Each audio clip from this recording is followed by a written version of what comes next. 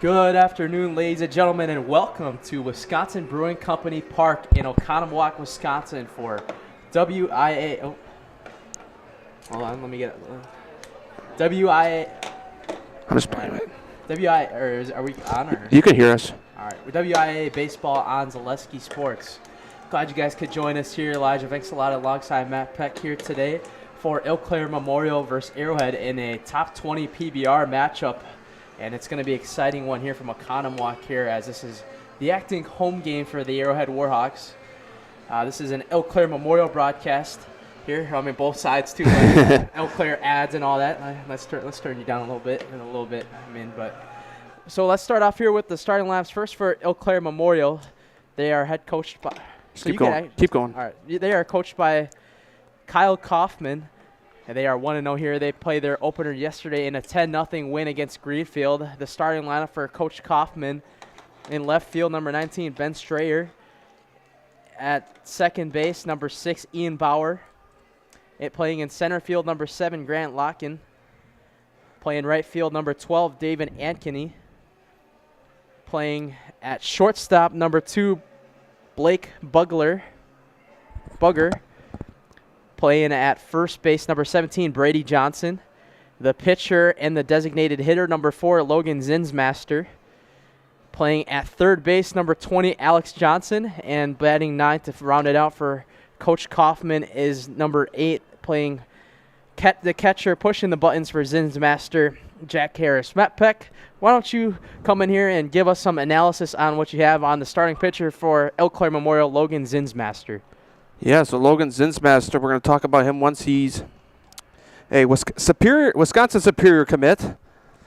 Fastball sits around 77. I'll talk about more right when Eau Claire Memorial takes the field in the bottom of the first. But, just some things to point out here. So some of these things when he went to the PBR Classic, which will probably be in the Eau Claire area, but 5'10", 150 pounds is Logan Zinsmaster. He's class of 2025, so a senior this year. He turns 18 next month. And we'll talk. Let me get some analysis here on Arrowheads. The starting pitcher is, let me get the right Bowman, number 16. And while I'm at that, I might as well give the starting lineups for the Arrowhead Warhawks, coached by Nick Brengaz. Leading, I'll give their hitting lineups when they come up, but pitching. And like I said again, is his first name? Is it Logan or yeah. Tanner Bowman? Sorry, pardon me. Tanner Bowman is the pitcher for Arrowhead. At catching, pressing the buttons is Hamill, number 3.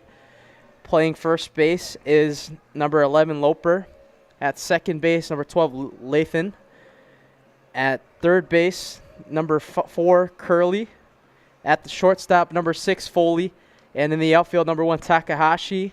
In center field, number 24, Top. And in right field, number 23, Frangopoulos. So some stats, looking at Tanner Bowman. He's the starting pitcher for Arrowhead. He's the junior this year, 2026 class. 17 years old. His travel team is the GRB Sticks, black.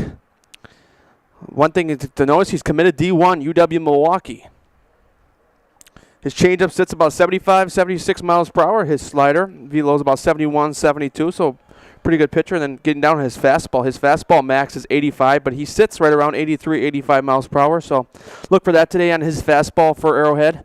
And it's one thing Eau Claire Memorial's got to watch his changeup, like I mentioned, 75, 64, 76. Spin rate about 1507, and then curveball 73, 74. So pretty decent pitcher in my end, obviously heading Division I. So he's gotten some great looks from the area scouts for these teams. So be interesting to see what we see out of Tanner Bowman today. And he's not even the best pitcher on Arrowhead. They still have Peter Cuso, who we saw in the sectional final last year against Muskego. So, yep, so excited for this one today. Obviously, 2 top 25 teams to see how they come together. Arrowhead, I mean, like you mentioned, Eau Claire Memorial's in town. So is Eau Claire North. Arrowhead beat Eau Claire North last night. And Eau Claire North is at Milwaukee King today. So we'll get ready to start our way here. Strayer steps in here. 56 degrees at first pitch today with a feels-like temperature of 54, clear skies. And we are underway from Wisconsin Company Brewing Park, and we start off with the ball to open us up. Tanner Bowman on the mound for Arrowhead, as he takes his second pitch, strike in there. 1-1 is the count on Ben Strayer. Strider takes a pitch low. 2-1 is the count now. I noticed early on here, Bowman kind of mixing up those pitches, kind of going right with it right away. Oh, umpire's calling time to get the music shut off. Playing some I Kendrick Lamar. I hope he doesn't think we're the ones that push the buttons because he's kind of looking up here, I think. Let's get a pan on the. I mean, yeah, that is kind of confusing. They're not. I mean, it's not really us. I'm telling him. All right, Matt Peck will go down to tell him down there. While we're going here, I'll read a couple sponsors while we're at. Today's game is sponsored by Shepke Chiropractic. Whether it's skiing, hockey, or basketball this winter, Shepke Chiropractic has got your back. For all your sports-related injuries, you can rely on Shepke Chiropractic to get you back in the game. Visit us online at shepkechiropractic.com. What was the intel down there? What was it? It's funny. I got down there and she just shut it off. Oh. So she was ready. I'm like, yeah, you shut it off. Yep. So a little bit of a pause there and a 2-1 count now to Shepke. I mean, not Shepke, Strider. Takes a strike in there, a 2-2 count now on him. Beautiful day here for baseball, though. Can't ask for a better afternoon. Yeah, that's for sure. And did he go right there? He checks the swing. Nope. It's a ball outside and a full count on the first at bat. Good discipline from Strider.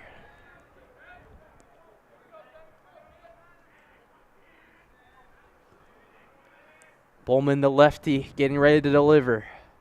The full count right down the middle for strike 3 gets him looking.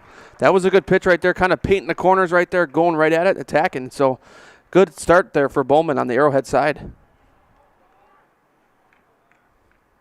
Now coming up to the plate for Eau Claire Memorial is number 6, the second baseman Ian Bauer, the lefty. Lefty-lefty matchup. First pitch high, 1-0 is the count. Bowman taking a pretty big role here for Arrowhead. Expected to be one of the key guys to fill in for, was it Nolan Buss? Yeah, Nolan Buss was a key factor in this team a year ago. Like we talked about, Arrowhead went to state. They beat Muskego here last June. And actually, it's funny because we went up to the Arrowhead coach before the game. He said he was just talking about it. When he thought it was Lusky Sports, he's like, we clinched the state on their network. So he was talking about that. And, you know, Arrowhead went on to state to lose to West Tosha Central in the quarterfinals. So pretty good year last year, just fell in this first round of the state tournament. 1-1 count on Ian Bauer. Bauer fouls that on off a little bit late on it. 1-2 count. Arrowhead Warhawks, coached by Nick Brengaz, a state quarterfinal appearance last year. Obviously, not a too memorable appearance at state last year, as they had that early 9 a.m. game in Division I, the first game, and they fell. Who was it they fell to? West Tosha Central. Tosha Central, Milwaukee area game. But hope to look to rebound and go back this year. They lost to Hartford, and then they won a game earlier this week, I believe, yeah, right? They won. They beat Eau Claire North last night at Arrowhead High School, so they didn't play here yesterday. But seems like the Eau Claire's on a Milwaukee area tour, yeah. as you should say right now. Lake Country. No, actually, take that back. Eau Claire North is playing Rufus King today down in Milwaukee. And interesting enough, as takes ball for Ian Bauer on a full count again. So the first 2 batters for Eau Claire Memorial working up full counts. Safe to say they're really having some pretty good discipline early on.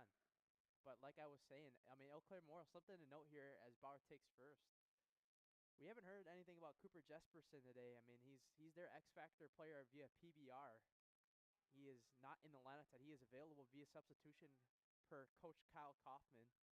But huge hack right there as Larkin takes his strut to the plate.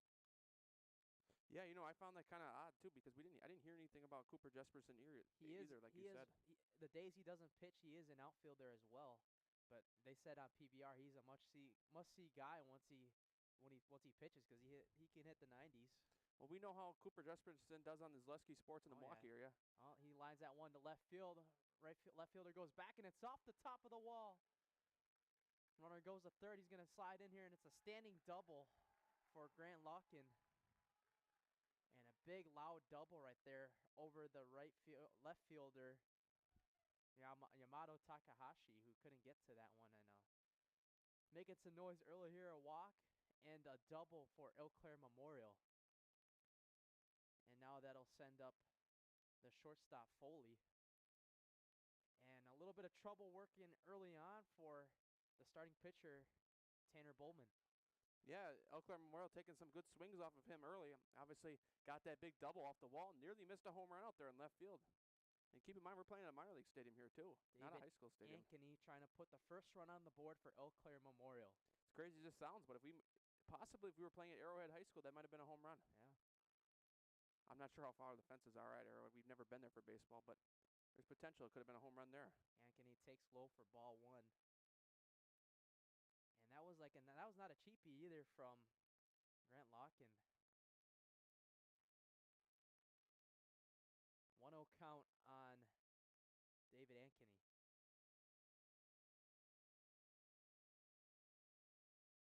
The pitch, big hack that time. Ooh, we wanted to go yard. Even had him fall that time. And it's like when you power swing in MLB The Show right there. He wanted that.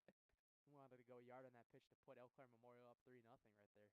So, yeah, Ankeny, the cleanup hitter. So, I expect him to probably get a little barrel on this one to be able to get it to the outfield. Maybe get a run in here for Eau Claire Memorial. Sack fly or even a base hit. Oh, no, he's going to show a bunt. He's going to pull it back, and it's going to be a ball. Surprised he's showing bunt, to be honest.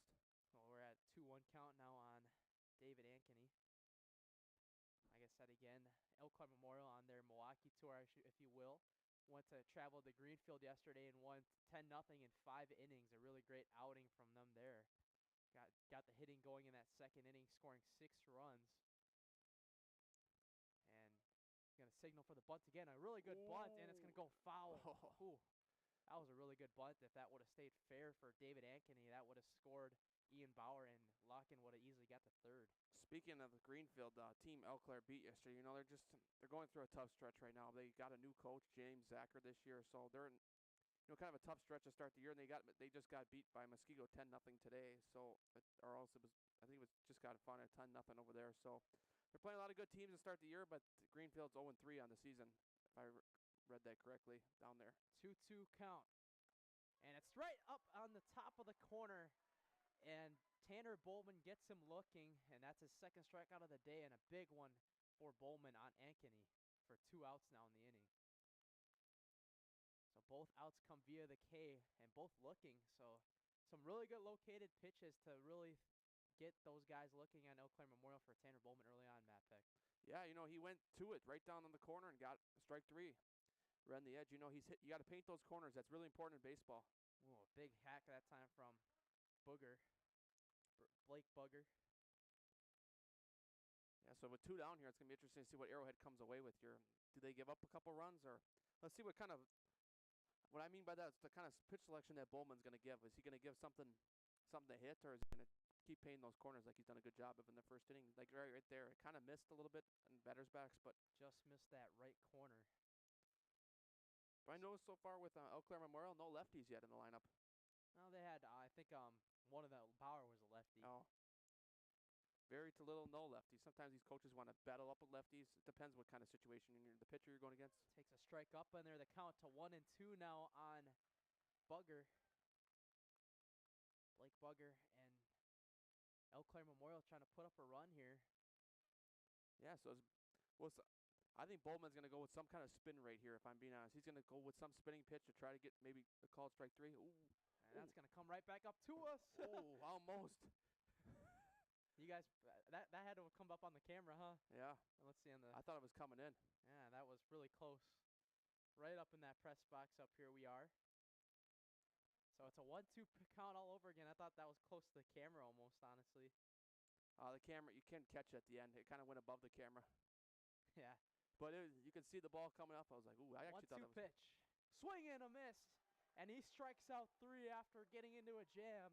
And Tanner Bowman showing why he's one of the big pitchers for Arrowhead.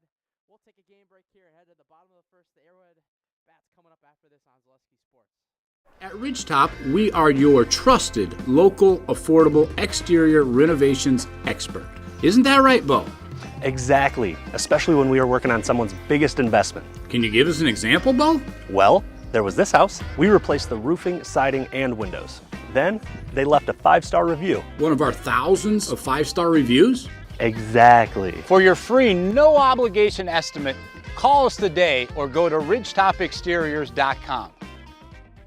ZaleskiSports.com has leveled up.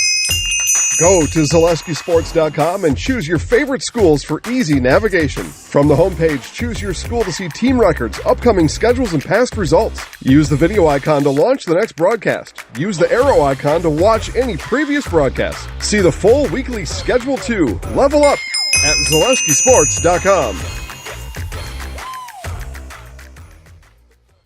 Welcome to Bruce Orthodox. Back here on Zaleski Sports, Elijah Venksalat alongside Matt Peck at Wisconsin Brewing Company Park here for Eau Claire Memorial versus Arrowhead. Tonight's game is sponsored by Culligan Water. Culligan Water specializes in all of your water softener, drinking water, and water filtration systems. You can count on Culligan to keep your pure water and healthy with unparalleled service and inconvenient delivery options. So now Eau Claire Memorial will take the field for the first time today with Arrowhead's bats coming up. We'll read Nick Brengaz's hitting lineup first. That's starting off with their first power hitter, Carter, who's DHing.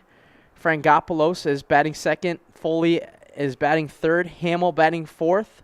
Takahashi batting fifth. Top batting sixth. Loper batting seventh. Lethan batting eighth. And Curley batting ninth to round it out for Nick Brengaz's squad. And on the mound for Eau Claire Memorial once again is Logan Zinsmaster, who is also DHing today. Matt Peck, what do you got on Logan Zinsmaster once again? So Logan Zinsmaster, let me get that back up here on. This is, come on. That's fine for now. Finally got the right tab up here. That's Bowman still. Zinsmaster now. Logan Zinsmaster, a Wisconsin Superior commit in Division III. His fastball max sits about 77 miles per hour. He's a senior 2025 class from Eau Claire Memorial. Looking at he's got some power stats on here. We'll go just through the pitching stats right now. The changeup sits about 70 to 72 miles per hour. 77 fastball. 67 to 69 velo range with curveball. So velo range is a little bit below. Carter wasting no time going after the first pitch. The first baseman running out of time, and he can't catch up to that one. Yeah, going back, I mean, I expect Arrowhead, sometimes a little bit less of a velo you see than in the Classic A conference. Maybe to be able to get some contact today. It'll be interesting to see what they come away with, though. But sometimes you get some of these slower pitchers, like with lower velo, and you kind of struggle because you're not used to it. But the curveball is what I'm nervous about with Zinsmasters, being below 70 miles per hour. But you never know. If you get a good spin on it, it doesn't really matter how fast it really comes in. Count goes to 1-1 now on Cameron Carter, who is committed to Illinois Chicago University. As he pops that one up, that's going to come almost right above us again. Oh, my goodness. It's going to be a long day. It's target practice for our camera today, huh? But Cameron Carter, he is one of the big names to watch out for, returning as one of the top bats in the lineup. Hit .450 as a junior while playing strong defense in the outfield this year. He's DHing today. Yeah, by the way, I want to make this clear, too, just so everybody knows. Everything we're reading coming from PrepBaseballReport.com. Prep Baseball Report Wisconsin. So kind of like where I got the stats. These were pitching records recorded at the Eau Claire ID for Prep Baseball. So I mean, Zinsmaster attended the Prep Baseball Eau Claire ID, and he kind of got tested on how fast he can throw. So that's where all these stats are coming from on velo side of things. 2-2 pitch, and he lines this one to center field, right center. It's going to go through the gap.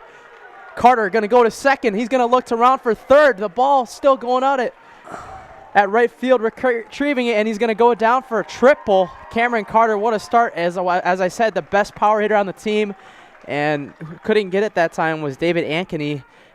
Couldn't hit it in a better spot that time in that right center gap in between Larkin and Ankeny, and that's a leadoff triple and a picture-perfect start on the hitting end for Arrowhead. Yeah, that's what I was talking about. Coming up to bat now for Arrowhead is, or before I let you get to your thought, see some contact today, being, velo being a little lower, and they kind of took advantage of that pitch kind of coming down right there. And, they're making a lot of hard contacts even on the foul balls already. So Frangopoulos fouls the first pitch out of the stadium.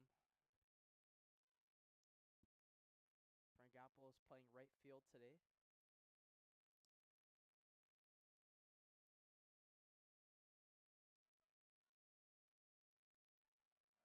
Taking a practice swing here, but got a really good pitch to hit Cameron Carter, and he made him pay.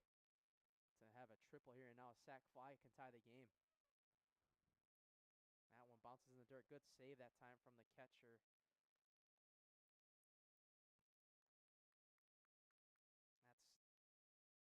That's Jack Harris behind the plate. Yeah, Harris, you know, he's got to play defense back there. He cannot get past him because then Arrowhead's got the 1-0 lead. So he's got to play good on the dirt pitches on a little bit like low speed breaking balls. Oh, Argopoulos grounds that one to third. A routine play from third to first, and he bobbles it, and it's no, at least for Eau Claire Memorial's sake.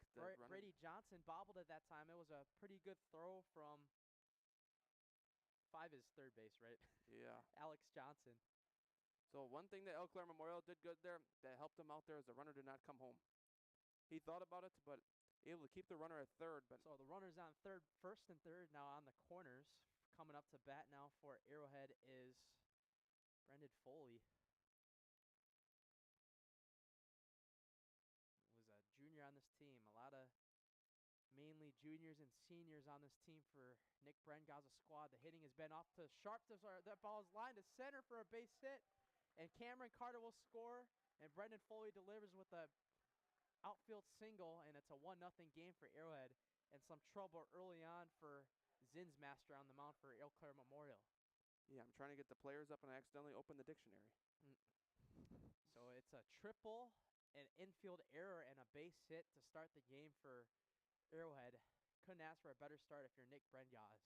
Sorry, Foley, but your name never appeared on the screen. That's how fast you hit the ball. Now Hamill comes up to the plate now. Yeah, PJ Hamill. Here's Arrowhead's chance to take advantage and get a rip on the cover of the ball early. They got no outs and 2 guys on base already, so here's their chance to kind of get the wheels in motion here in the first inning. And now with their cleanup hitter up, PJ Hamill with the catcher, so. Rangopoulos and Foley on second and first. He's going to pop this up to deep right field. He's looking to catch that one, and he does. That time on it was number 12, David Ankeny. The runners tags the third to Frangopoulos. And the runners will be on the corners again for the first out of the first inning. And I'll send up Yamato Takahashi, who's playing in left field today. Had a brother last year that was a big part of the team. Yeah, he's part of one of the key losses on PBR for Arrowhead, Yamato Takahashi. We saw him in that sectional game. He did some key hitting. Obviously, there weren't a lot of runs scored in that game, but he came up with some key plays in the field in that game that helped Arrowhead get to that state tournament last year. Big hack on that first pitch from Takahashi. Still in the way, though, Zinsmaster. I mean, that's a big catch in right field from Ankeny. I mean, you need to get that big first out. It looked like they were having trouble early on trying to field some balls and getting a couple hits, a couple errors early on defense. Runner Ball goes. bounce on the dirt, and the runner goes to second base. Yeah, so you don't don't play by play it. No. So you don't take it. You don't take that throw there because you can risk, unless you run a certain play, you can get the shortstop in to come in midway. You don't So a base hit can make it 3-0 now. You don't run that play on that steal to throw it down because you could possibly get the runner home from third. So what you do is you got to get, if you're going to throw it down, get the shortstop in midway between between the pitcher's mound and second base, and he could maybe fake it or else fake the throw because you throw it down, it gets by, before you know it, you got 2 runs given up. So smart play by Eau Claire Memorial that time. So Frangopoulos at third, Foley stole the second. A base hit can break this game open to 3-0 already as Takahashi takes a ball upstairs, a 2-1 count. And like we said, I mean, we kind of saw it last night with Indian Trail. A couple of errors kind of haunted them early on. Yeah. As the pitch count up to 14 now for Logan Zinsmaster. Going to swing this one out. That's going to come right above us once again. Or under us. Yeah. And it is really target practice for us today, huh? Up And in the press box. And we're only in inning number one here. Bottom of the first inning, 1-0 Arrowhead leading at Eau Claire Memorial. 1-2 count or 2-2 count on Yamato Takahashi. He takes high upstairs, and it's a full count now on Takahashi. What do you give him here if you're Zinsmaster? You know what? We got a full count here. I think you got to attack in the zone, in my opinion, because you got to risk of loading the bases then if you don't attack in the zone. So I think you got to go in the zone here. Full count to Takahashi, and he fouls it back a little bit early on it. From the looks of it, looked to the top of the zone, so it was a good pitch. And Takahashi just got a piece of it, so I'd attack in the same way, but this time maybe I'd go outside or inside. But try to still paint that corner because maybe get that strike 3 call, and before you know you got 2 outs otherwise. I'll do over the full count again on Yamato Takahashi. He lines this one to deep center field. That should be plenty enough to score. And Fraley can't catch up to it. Uh-oh. And that's going to score 2. Ankeny can't get it, I should say. And Frangopoulos will score. Going to third is Yamato. He's out. Or is he out there? Is he Yep, safe? he's He's out. out there. That will count as an out. Foley and Frangopoulos both scoring. It's a 3-0 game. But a big hit from Yamato Takahashi. It looked like David Ankeny was going back on it. He didn't really have a good beat on it. Yeah, it was one of those situations. Maybe the sun got caught in his eyes. Yeah, or maybe he didn't know where the wall was either, too. Like he was going back on it, not sure where the wall was, and then before you know it. But he just had a hard time catching up to it. Sometimes that happens if you're not playing the batter right. And it ends up costing Eau Claire Memorial a little bit, but they got a positive end of it. They at least got 2 outs now in the inning, getting the out at third base and getting a good relay in. Now Top enters the box now, playing center field.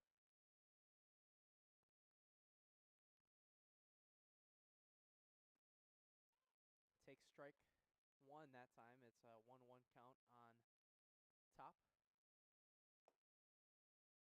Colton Top. Deals that 1-1 pitch. Swing and a miss. A big hack on that off-speed pitch. A 1-2 count. Zinsmaster looking to get out of a big jam here.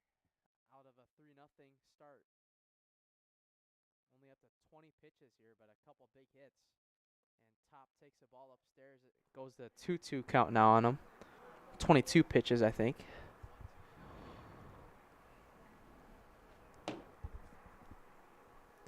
Great start for the bats for Arrowhead. Zinsmaster deals a 2-2, and it's low in the dirt, and we go to a full count now. So, yeah, 3-0 game here early on. Eau Claire Memorial. Oh. Somebody said they couldn't hear us, but the volume thing went down in here, but I think we're back now. So that ball's high upstairs, and Foley does a bat flip and takes a walk. Colton Foley, good discipline. Or Top. I mixed up some of the names there. It's kind of like what you did last night, too. But yeah. We're going to have Loper. Yep, Loper, Grant, was it? PBR should have their first names on it, right? Should. No. Loper will come to the plate. Grady Loper will come up to the plate, and he wish I had gotten that on camera, tries but to pick that off. It was close. Sometimes it's hard to show pickoffs because those happen so quick. Our main focus here is the batter and where the ball is hitting the outfield. Obviously, if the ball is hitting the corner where maybe our camera can't catch on, we'll just follow the base runner. But right now, we've done a pretty good job. Everything's been going to right field, which is our blind spot. And we've been able to get ourselves involved here. Looking to go back to first and pick it off. Doesn't get over enough in time that time.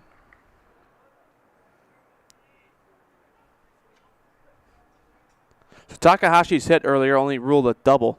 Technically, because of third. I mean, he was out at third. So yeah, so a double, and then Carter had a triple. Technically, and that one's going to be lined to right field. That's going to go down the gap, and he can't catch up to Ankeny. Couldn't get a couple balls here early on. Top going round third, and it's going to be a standing double, and it's going to be 4-0 Arrowhead off of a double from who was at that time? Loper. Yep. Loper with the double, and David Ankeny, I tell you, he's been having a busy day in right field, and he can't catch up to that ball. He tried to go diving that time to catch that out, and it's 4-0 Arrowhead. Yeah, not early in the first. Not the ideal start for Eau Claire Memorial here early on, but they got still plenty of times to come back with their bats. But on the risk, on the verge of possibly giving up 5 here in the first inning.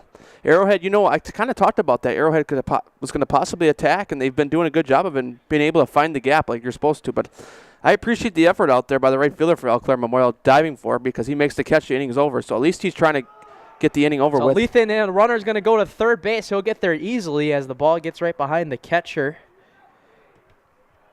Jack Harris. He's been doing a really good job behind the plate, backing pitches until that time. And runner moves to third, Loper. 90 feet away from making it a 5-0 game. And Lethan is up to the plate now for Arrowhead. Yeah, Arrowhead with 4 hits here in the first inning, 1 coming on an error. 1 error in the first inning here, but still 4 hits. I mean, they've been really solid contact here in the first 4-0 inning. now for Arrowhead. And Zinsmaster, nightmare start for him today.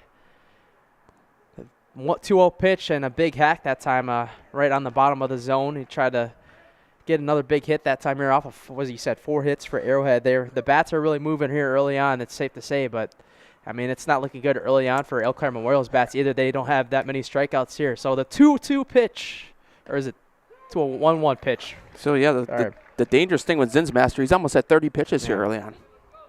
So, you know, having 30 pitches in the first inning is not ideal. So, the 1-2 pitch now on, who's it? My thing's behind. Lethan. Yep. He takes upstairs 2-2. You want to switch? Which one are you on? I mean, I'm on Arrowheads, but it's running a little bit slow. But so it's a full count now on Lethan.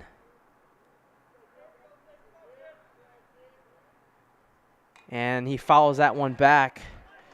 It looked like he tried to get a good pitch to hit right there, and he couldn't get it. Yeah, Grady Lethan. So Zinsmaster, up to 31 pitches now. I mean, not the ideal start. Not at all. I mean, being 30 pitches in the first inning is dangerous. I mean, not the way you want to start out. Full count once again on Lethan. And he swings and misses. And Zinsmaster only gets out of it with 4, but damage has been done for Nick Brengaz's squad, getting the bats going 4-0 to go. 4-0 after 1 inning here. We'll take a game break here on Zaleski Sports. Welcome to Bruce Orthodontics, where we provide comprehensive orthodontic care to patients of all ages. We are now accepting new patients, and we accept most insurances. Orthodontics is much more than just a job to me. It is my passion and my life. What separates us from other orthodontists is constant continuing education for myself and my staff, compassion, and dedication. Here at Bruce Orthodontics, we change lives one smile at a time. I'd love the opportunity to meet you and transform your smile. Call us to set up your free consultation today. Get more sales, more customers, more employees, more community support. Let Zaleski Sports help you today. Our advertising rates are less than what you have in your pocket now.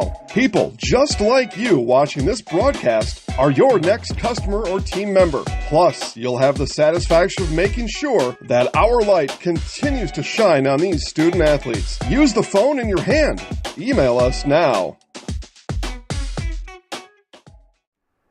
Back here on Zaleski Sports, today's game is sponsored by Infinity Exteriors. Infinity Exteriors installing peace of mind, roofing, siding, and windows built to last. Saving our communities from unscrupulous contractors, we guarantee quality you trust. And another big sponsor right across the street for both areas, Fleet Farm. Tonight's game is sponsored by Fleet Farm. No matter what your everyday life looks like, Fleet Farm has you covered at the best prices guaranteed. Auto, pet, bird, farm, snacks. Fleet Farm has everything you need at all the lowest prices. Not even a mile away from here, Fleet Farm is. No, it's like right over there, yeah. So 4-0 advantage. Arrowhead is up on Eau Claire Memorial. And the first pitch hack that time, it's going to be popped up to the right side. Right fielder is going to slide and make the catch that time. That time it was Frangopoulos making a great play that time, but wasting no time was Johnson on the first pitch. Yeah, Bowman. I like what Johnson did there. He attacked the first pitch, kind of like changed the ordinary, like we saw last night. Oak Creek, in their game, they attacked every first pitch, and that's where they're getting tons of the hits. So some teams, they like to go after that first pitch. Some teams like to see that first pitch. So Eau Claire Memorial changing something up there. First pitch is taken down low for my game changer thing is running low, so I'm having a hard time kind of getting some names in here. Let me use yours. Just keep Does it it have there. names for both too? I don't think so. Yeah, I gotta keep one up for the other. I have Arrowheads up, so pull up Eau Claire Memorials. Yeah, I'll pull up their roster. Ball's taken inside for a strike. A 3-1 count now on Logan Zinsmaster, the pitcher. Gave up 4 hits in that first inning, including a double and a triple from Carter Cameron and Yamato Takahashi. Takes a strike inside there. 3-2 is the count. The pitch count up to 29 now for Tanner Bowman. His not as bad. No. He's in the second inning. I mean, you never know on Eau Claire Memorial side. Zinsmaster might come back and do a shutout inning, so they're not. He takes a walk on the outside, Zinsmaster. So now it's a leadoff walk for him, not a leadoff walk, a one-out walk. And let me try to pull up Eau Claire Memorial's game changer. See if I can get some names on there. As now Johnson will come up to the plate for Eau Claire Memorial.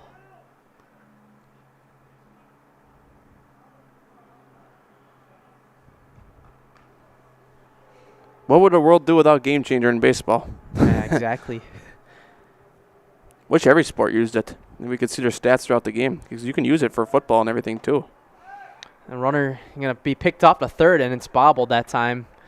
Had to go back to first was Gunlack. I think he's pinch running for the pitcher Zinsmaster, since you could do that in high school baseball. Is that the only level where you could do that? Or college you could do that too? Or? Yeah, you can do that all the way back to rec. Really? Yeah. And you just can't do it in MLB? Yeah, because then you got to substitute the batter. And the runner or the hitter's going to bunt that time, and it's fouled. Speedy Gunlack at first base.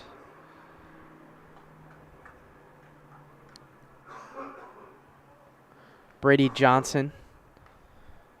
Or no, that's not Brady Johnson at the plate, is it?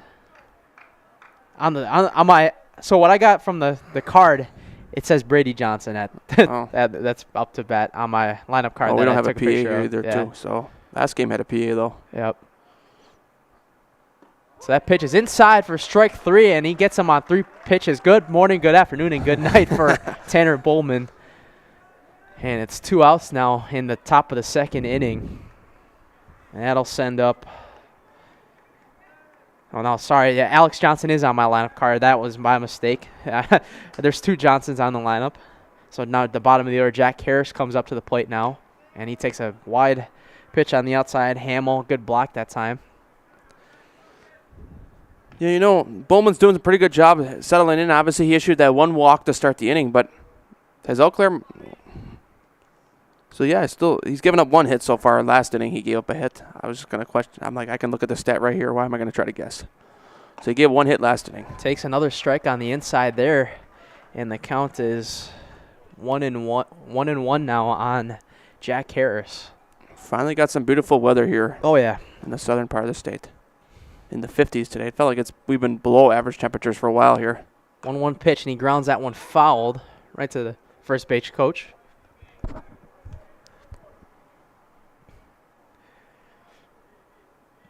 .36 pitches now for Tanner Bowman. He's been dealing pretty much the whole game so far, throwing 4 strikeouts so far out of the 5 outs. Yeah, I bet he's going to go with some waster pitch here, being 1-2. 1-2 pitch. And he swings and misses, and Tanner Bowman is dealing now 5 out of the 6 outs coming via the strikeout. And we'll see if Arrowhead's bats can keep the route going here as we head to the bottom of the second inning on Zaleski Sports. Hi, I'm Josh Marks, owner of Infinity Exteriors. 9 out of 10 brand new roofs can't pass a simple manufacturer warranty inspection, meaning 9 out of 10 brand new roofs have no warranty. Infinity operates on principles instilled in my Marine Corps service: honor, courage, and commitment. Infinity is meticulous craftsmanship, unbeatable quality, and always at the best price. Infinity buys more, pays less, passing those savings directly to you. We're booking new roofs, siding, and windows. Call today. The biggest name in streaming and the biggest name in Wisconsin high school sports broadcasting are now in the same place. Download the Zaleski Sports app on Roku today for easy viewing of your favorite high school sports. Find games by season, sport, or school, then sit back and enjoy. Download the Zaleski Sports app on Roku today. You're tuned in to Better Halves. Mike, what are you looking for? Skip. Back here on Zaleski Sports, Elijah Vinksala alongside Matt Peck here. 4-0 Arrowhead leads as we head to the bottom of the second inning. Tonight's game sponsored by Jesperson Group C21. Whether you're buying or selling, turn to Jesperson Group at C21 Affiliated. They have a pulse on the local real estate market and can help you with both existing homes and build new brands, and can help you through each step of the process, making the home buying and selling process simple, not stressful. That's what you get at Jesperson Group at C21 Affiliated.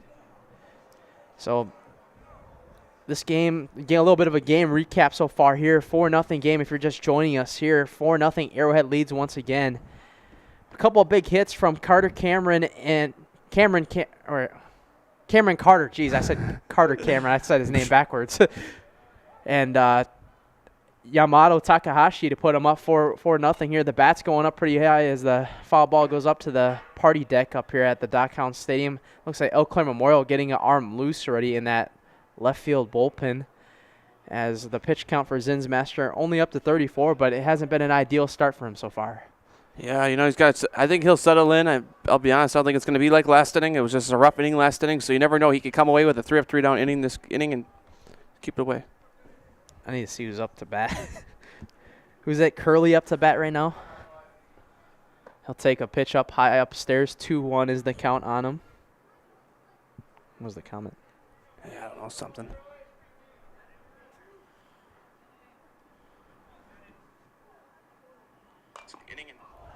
Ground that one foul. I need to see who's up to bat.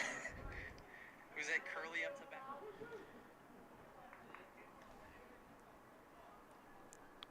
So it's a 2-2 count on Curly. He takes one in the dirt for ball 3.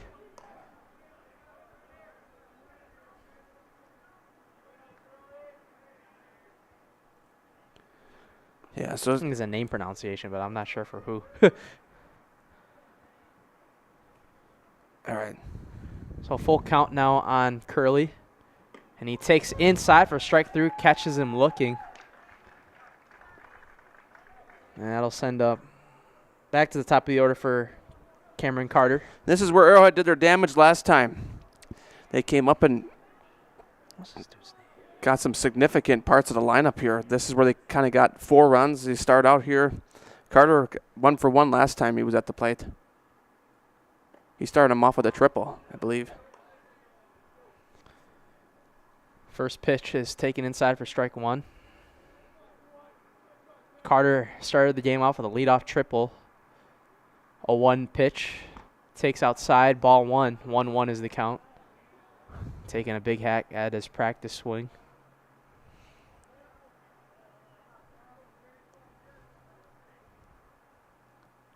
1-1 pitch down in the dirt for ball 2. 2-1 the count with 1 out on Cameron Carter. Yeah, I like what, Zinsmaster. 1-2 pitch. Yeah, that's right inside for strike 2. Oh, I thought that was strike 3. So 1-2 pitch now, or 2-2 pitch now, sorry, on Cameron Carter. Zinsmaster trying to lock in a little bit more now. 2-2 pitch, and he grounds this one to the second base side. It's going to go through the gap to Grady Locken, and it'll be a base hit for Cameron Carter, a triple and a single for Carter. He's having a day to start. With 1 out gone by here. Nobody loosening up no more in that Eau Claire Memorial bullpen, as it looks like they're going to keep going with Zinsmaster. I think it's a little bit too early unless he's going into a really big jam.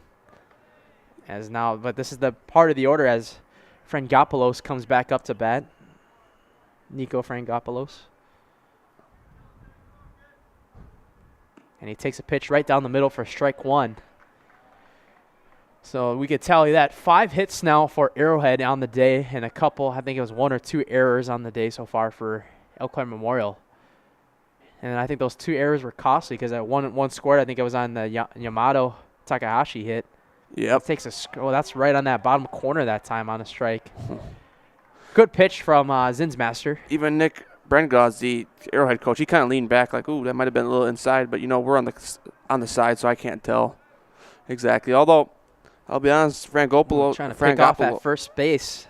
to Carter that time. Doesn't get him go. Frankopoulos, he stands a little bit on the plate right there. He's almost near the inner line, so stuff that feels inside can still be strikes when the closer you stand. And he tries to pick him off again at first. Doesn't get it. Cameron Carter showed his wheels in that first inning. He was zooming towards third standing as he hit that one to the gap to right center in his first at-bat. As Frankopoulos, the 0-2 pitch, grounds this one to the pitcher. That's going to go to the second base. Bauer catching up to it, and he just gets it over in time to Johnson for out number 2. The runner advances to second, though. On a pitch like that on a high grounder, you can only get one play out of it. Yeah. Probably wanted to go a little bit more to the second baseman because then you got a chance to get a double play, but, you know, it was really Kind of slow. would have had to turn on an angle, though. I mean, that's probably the best play you could get at first. Easiest, but now if you can make it really pay here with Brendan Foley coming up to the plate. He had one of the RBIs in that first inning. I think it was the double he had, or single, that made it 1-0. Takes a pitch low for ball 1. A lot more smoother this inning, safe to say, though, for Logan Zinsmaster.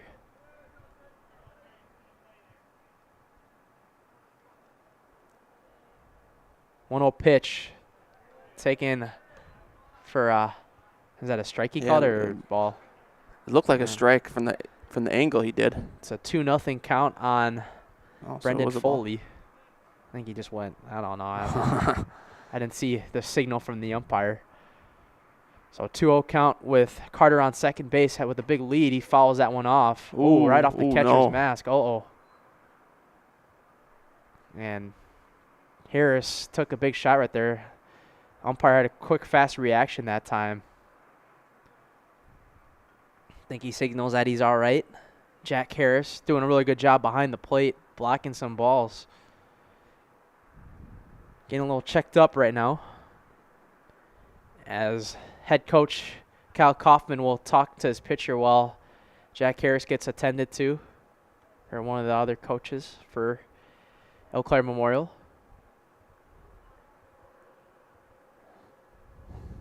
They're going to give him the eye test, probably. Concussion? It's the athletic trainer for, I think, Arrowhead High School, or the local hospital that's here. Pro Healthcare. Next door, yeah. Yeah, Pro Healthcare. That's like, yeah, you're right, like right around here. So let's talk about a little bit about the Dock Hounds Stadium. We were talking about one of the guys that works with the Dock Hounds, Brian Yeasy. He told us that technically 2 teams play their home games here, Kettle Moraine and Oconomowoc, but Arrowhead plays a fair number of games here too. So it's like let's just call it the Classic 8 high school stadium, because a lot of them play here. And Kettle Moraine, for the majority part, plays almost every game here. They play here tonight against a really good Monona Grove team. Oconomowoc played before this against Slinger. Oconomowoc defeated Slinger, I think, 8-4 or so.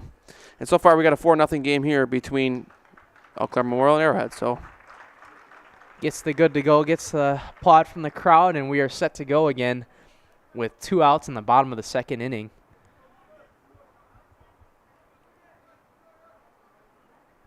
And the count at 2-1 now on Brendan Foley. Zinsmaster up to 49 pitches on the night. Halfway to what would be the last requirement for how many pitches you get thrown in a game, as he fouls that back to the back screen. That's out to 2-2 count now. Be a pretty big inning right here if Zinsmaster could get out of it without giving up anything. Couple strikeouts and a single for Carter. 2-2 pitch, and he takes high upstairs for ball 3, and we're at a full count now once again. And Zinsmaster's had a couple of those, but I feel like when he's trying to give that pitch in the zone, Arrowhead's really made him pay tonight. Oh, yeah, that's for sure. The 3-2 pitch on Brendan Foley. And he takes low for ball 4. He'll walk, and there will be runners on first and second now with 2 outs for the catcher, P.J. Hamill. He walked I think it was an error his first time up. Eau Claire Memorial entering dangerous territory yet again. 2 guys on base. They get if Arrowhead puts a gap again, they can make this 6-0. So you kind of got to try to get it out here. Just make it still 4-0, and then kind of look at it, no damage done. But if you let Arrowhead put one down the line, we're looking at a 6-0 game here. And he fouls that one off to the back screen on the first pitch, looking for a good pitch to hit that time, and he got one a little bit late on it. 0-1 count on P.J. Hamill. 0 for 1 on the day. Grounded out his first time up.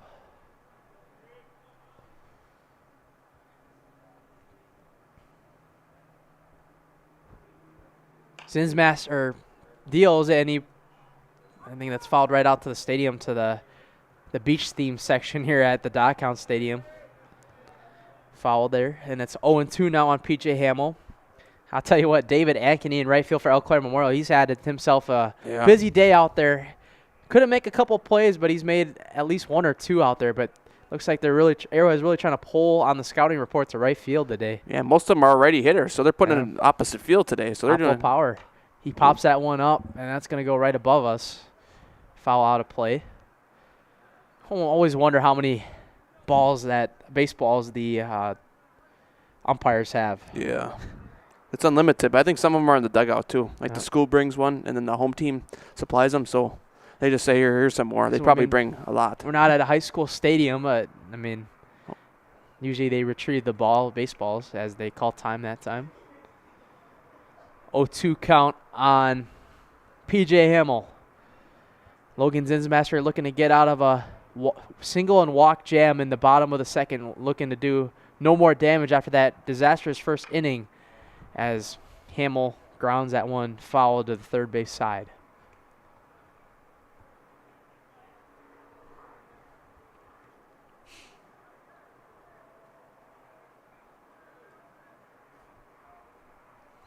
So we'll do that 0-2 pitch all over again now on P.J. Hamill. Zinsmaster up to 56 pitches now. He's going to deal it, and he goes a little bit high upstairs for ball 1. You know what? I figure you try to go outside the zone here for the put-away pitch, right? Yeah, smart idea from Zinsmaster that time. Don't give him one right down the middle, because you never know. Hamill, if he's got power, you don't want to make that mistake, and you got a 7-0 game. Because we've seen somebody almost hit a home run today already. So it was actually Eau Claire Memorial. Runners go, and they're going to throw it to third. That's not going to be there in time to Johnson. Harris wasn't able to get up on his feet early enough. Both runners, Foley and Carter, advance to second and third. And now a base hit easily makes this game a 6-0 advantage for the Warhawks. I noticed in left field, the left fielder playing a little bit closer than the center fielder. He's kind of like got that dialogue out there. So center fielder kind of playing a little bit more back, but in left field they're kind of prepared if a base hit comes, possibly to hold each runner to one base. And he grounds that one over to that shortstop side. It's going to get through. Booger can't get it. They're going to hold him. They're going to hold the guy at third. Carter scores, and Booger cannot get to it. 5-0 ball game for Arrowhead.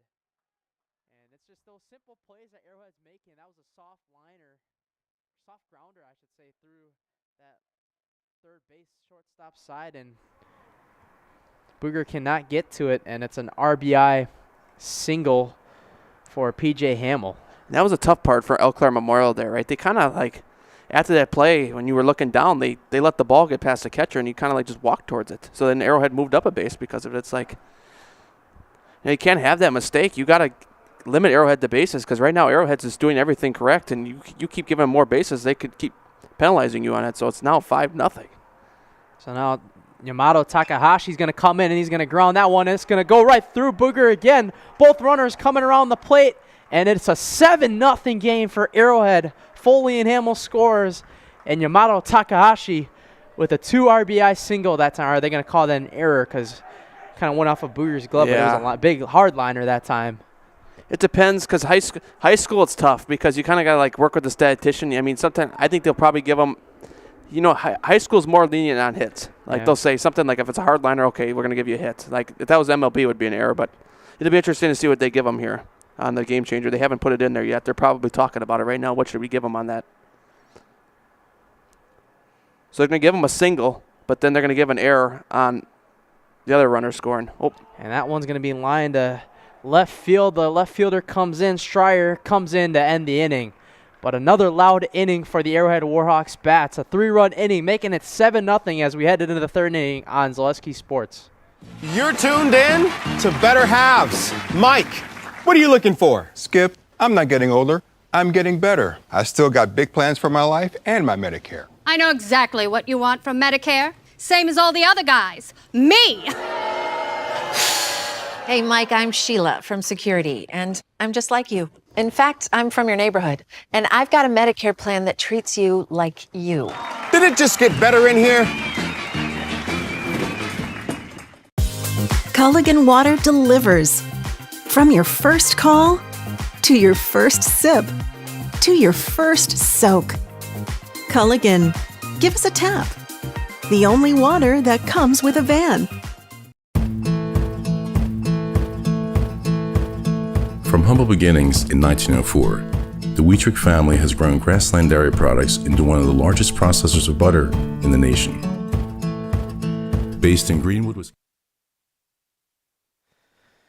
Back here on Zaleski Sports, Elijah Vinksala alongside Matt Peck on Zaleski Sports. A 7-0 advantage for Arrowhead on Eau Claire Memorial via 3 insurance runs via an RBI single from Brendan Foley and or a double for Brendan Foley.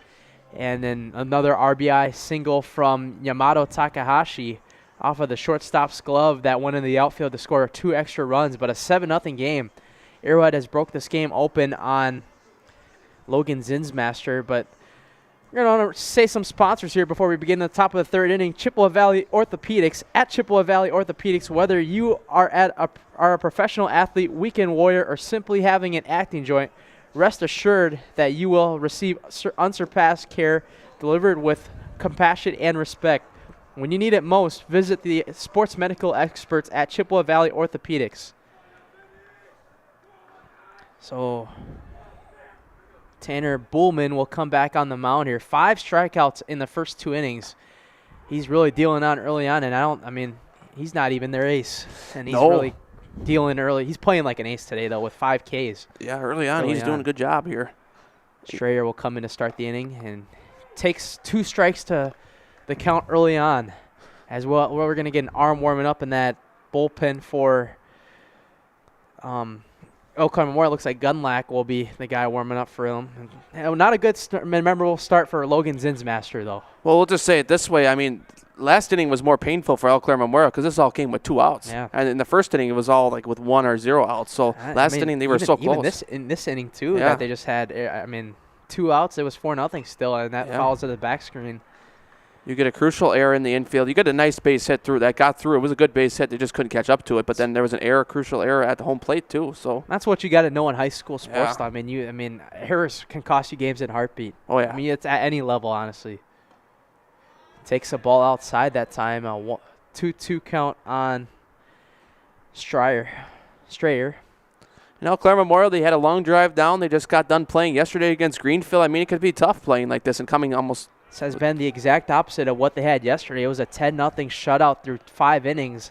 At this pace, if Arrowhead could keep things going, they could do the same what Eau Claire Memorial did to Greenfield.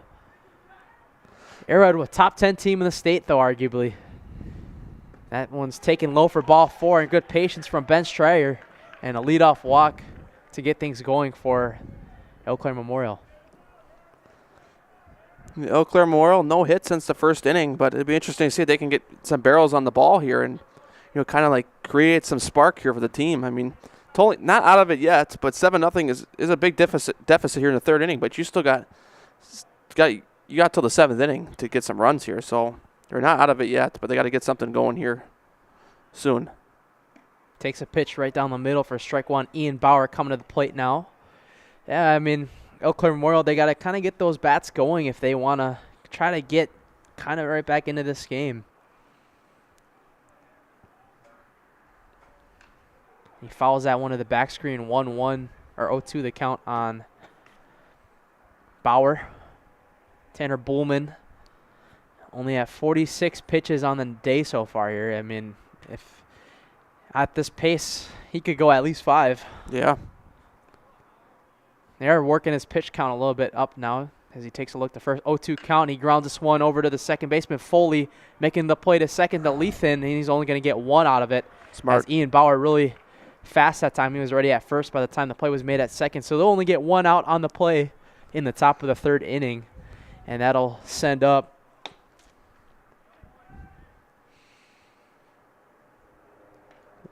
Grady Lunkin.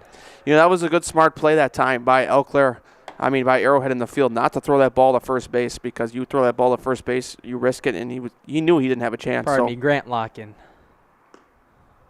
First broadcast for me of the spring. We all had it. We all had our foes and moments yesterday. Oh, yeah.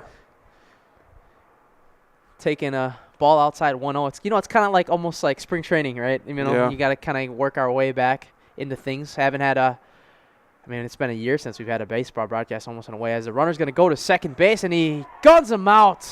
Good throw from P.J. Hamill over to Lathan at second base, and he gets Ian Bauer, the speedy Ian Bauer as well, one of the fastest guys at Eau Claire Memorial.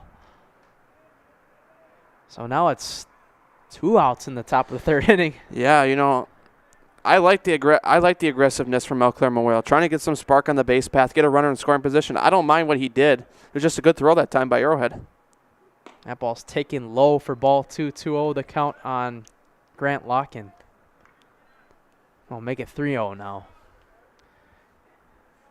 You think he's going to look at this pitch probably just see at this point? Yeah, I wouldn't give him the green light yet. 3-0 pitch, and he's taking a strike right down the middle. Tanner Bullman still with 5 strikeouts on the day. Time called. Time is called. Yeah. There's a baseball maybe down there or something. I see the coach walking down there on the left side. One of the assistants for Eau Claire Memorial. Although he's heading out to the bullpen, so. 3-1 pitch to Grant Larkin. And he takes another strike at the top of the zone, and he's worked it from full 3-0 count to full count. So here we go. Can Bullman continue his mow day? And as he grounds that one over the third base side, good play by Curley, and he grounds it over to first to Lopper. And that'll end the inning. Great defense in the third inning other than strikeouts for Arrowhead, and they've been dealing through 3 innings here as we head to the bottom of the third inning. Arrowhead's bats coming right up after this on Zaleski Sports. From humble beginnings in 1904, the Wietrich family has grown Grassland Dairy Products into one of the largest processors of butter in the nation. Dahlman Insurance. Based in Greenwood, Wisconsin, the family and its hundreds of employees continue their pursuit of providing high-quality products that can proudly be served in restaurants and homes across America. You're tuned in to Better Halves. Mike, what are you looking for? Skip, I'm not getting older. I'm getting better. I still got big plans for my life and my Medicare. I know exactly what you want from Medicare. Same as all the other guys. Me! Hey, Mike, I'm Sheila from Security, and I'm just like you. In fact, I'm from your neighborhood, and I've got a Medicare plan that treats you like you. Did it just get better in here? Get more sales, more customers, more employees, more community. Back here on Zaleski Sports, 7-0 game as we head to the bottom of the third inning. A new pitcher coming in for Eau Claire Memorial. It's going to be number 1, it looks like. Number 1, Gunlack. In the lineup card when I got it, I didn't get the first name. So Aaron Gunlack will come in to pitch for Eau Claire Memorial. 2 innings pitched for the starting pitcher, Logan Zinsmaster. Not a great memorable day. He gave up 7 hits and a couple of big errors for, are they going to call it 7 earned runs for him, or what Let's are they going to call it? Probably won't be because there's a couple of errors. So it was 4 earned runs for Zinsmaster. 7 total hits given up. He's given up a lot of hits though, so not too great of a start for Logan Zinsmaster, but Aaron Gunlack looking to come in and try to slow down the Arrowhead's bats a little bit, who have been hot the last 2 innings. The first 2 innings, I should say. But Arrowhead looking to continue their lead, and honestly, if you're Arrowhead, do you want to try to run rule them here, honestly? Yeah, it's one of those things that we were talking about in between innings. It's like, I think it's 10 after 5. So if it were to come to that, obviously they still got to get a couple more runs, and they got to hold Eau Claire Memorial scoreless too if they want to do that. But I think Eau Claire Memorial in that situation would have to bat in the 5th. Today's game is sponsored by HS Fence Company. HS Fence Company specializes in chain link, vinyl, wood, and ornamental fencing. They've been providing commercial and residential fencing to the people of Wisconsin for the last 18 years. Contact them today in Fall Creek or at hsfence.com. You know, sometimes what happens is, you know, you got two good teams going at it, and sometimes the run rule happens. It's not that you're a bad team. It's just that you just didn't have a good day. First pitch from Aaron Gunlack is in there for a strike. Leading off is Grady Loper for Arrowhead. Loper had hit his first time up.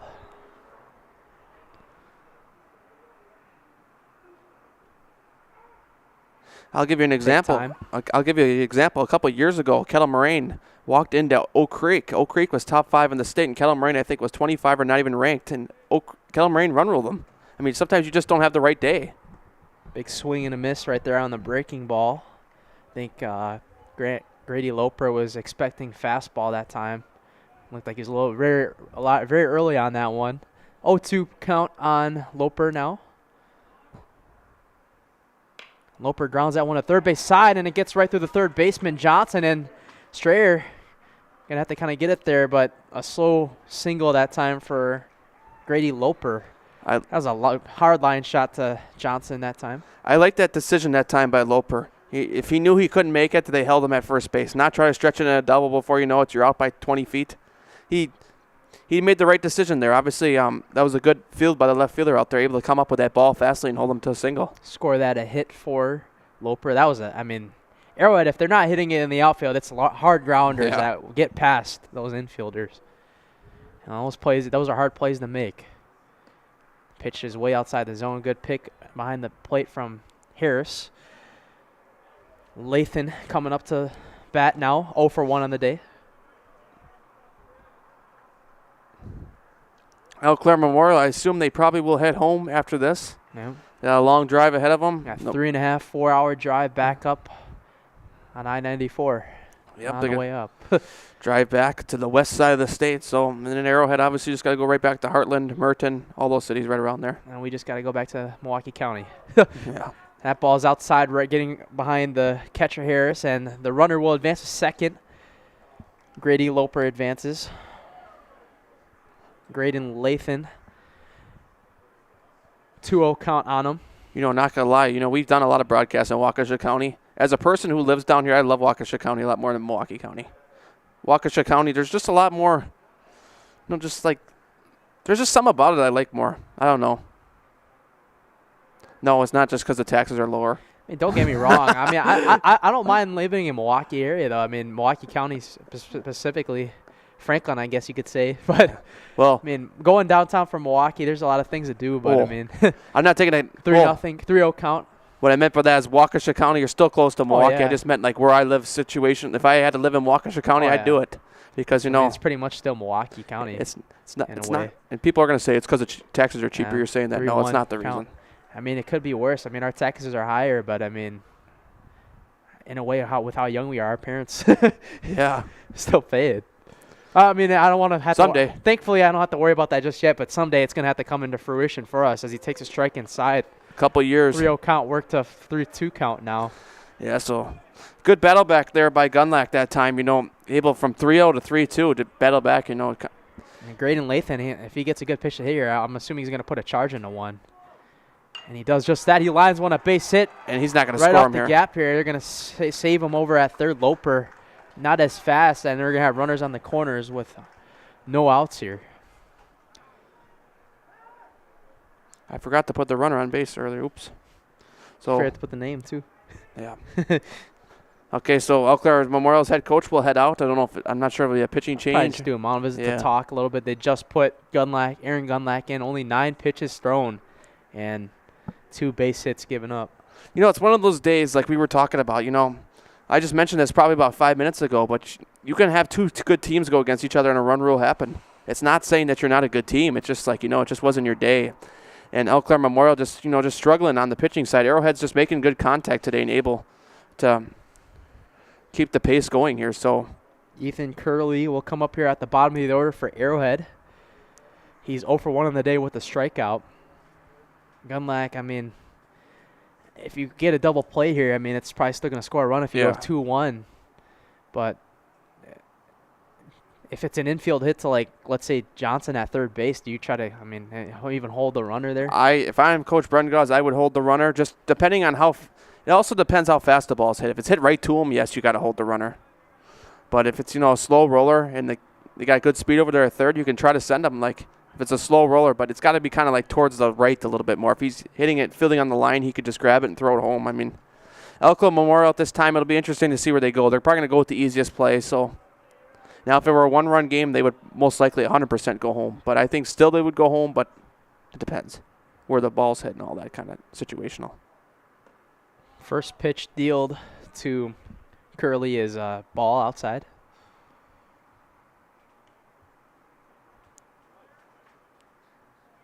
Have we seen a home run in this park yet? I don't think we have. I don't think so. Eddie Reinders came close last year, and we did Wisco versus Pewaukee here. That's another team who plays here once in a while, too, Pewaukee. They're a little bit down the freeway from here to the east. They play a select few home games here, too. Yeah, there's a 2-0 count on Curley. It's actually amazing because Pewaukee doesn't play at their high school. The majority of the time they play at Waukesha County Technical College, which is right next to the high school, though, so they technically are right by the high school. 2-0 pitch, and he hits this one lined up deep left field. It'll be playable and caught from Strayer, but the runner tags and scores. Loper scores, and it's an 8-0 ball game via a sac fly from Ethan Curley. And once again, the bats for Arrowhead have been really loud today, I should say. 8-0 ball game now. Starting to almost get into that run rule territory pretty soon. Yeah, Arrowhead, obviously, they got to do it after 5, so they got to get one more chance to bat. They're at 8th right now. And it looks like Eau Claire Memorial is going to get another pitcher warming up in the bullpen. It's going to be McCarthy getting loose. First pitch taken inside for a strike, and now, Eau Claire Memorial, you're back up to the top of the order for Arrowhead. Yeah, Cameron Carter, he's hit a triple and a single, and both hits were loud hits. The unfortunate part for Eau Claire Memorial especially is every time they face the top of the order, it's been damage done from Arrowhead, and a lot of times it's been on 2 outs. That one's taken inside for another strike. 0-2 on Cameron Carter. Man, just like hearing that name, I get it mixed up because that Carter could be a first name too. Yeah, that's the thing. And Cameron could be a last name. He's going to line this one, another hard one. This one's going to be very playable, though, for Ankeny. And that's a big second out that time for 2 outs in the inning. Yeah, it was good out there by Eau Claire Memorial that time, able to get the line drive right to right field. And like you talked about earlier, every single contact, a lot of times, especially earlier, was going all to right field, even the right-handed hitters. Cameron Carter, he hit 420, I think it was last year. But, that's not, in high school baseball, it's a lot different than the MLB level, so hitting 300 if you're a good hitter is pretty common. But he hits it to the next level at the 400 level. It's always must-see TV, though, once you see Cameron Carter come up to the plate. He can really put a charge in every ball. Frangopoulos comes up to the plate, 0 for 2 on the day. And it hits him on the back on the first pitch. And we'll have runners at first and second. I think the runner was going to go either way, too, right? Yeah. It looked like it. Yeah, he was taking off. Lathan. And the catcher was standing up, ready to receive the throw. But, yeah, he was going no matter what. So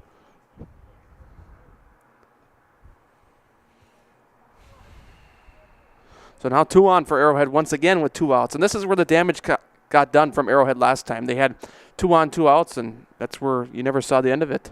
So it'll be interesting for Eau Claire's sake. The third time around, maybe they'll get out of it here in the 3rd inning. I think we got the ball's going to get by the catcher, Harris, again. Both runners are going to advance to third, Lathan and Frangopoulos. And a base hit can make this thing 10-0 now if Foley can get this one in the gap. And it looks like, let me see. Some players are stretching and tossing in that Arrowhead bullpen. But, from what we saw from Tanner Buhlman, his pitch count was starting to get a little bit up there at 60 already.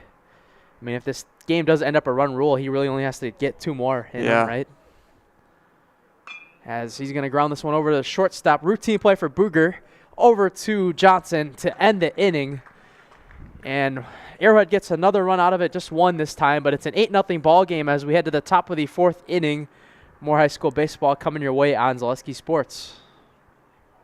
Get more sales, more customers, more employees, more community support. Let Zaleski Sports help you today.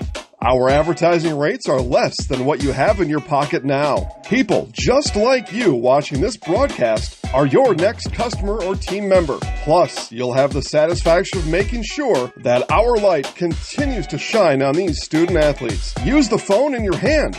Email us now. Hey, you're tuned in to Better Halves.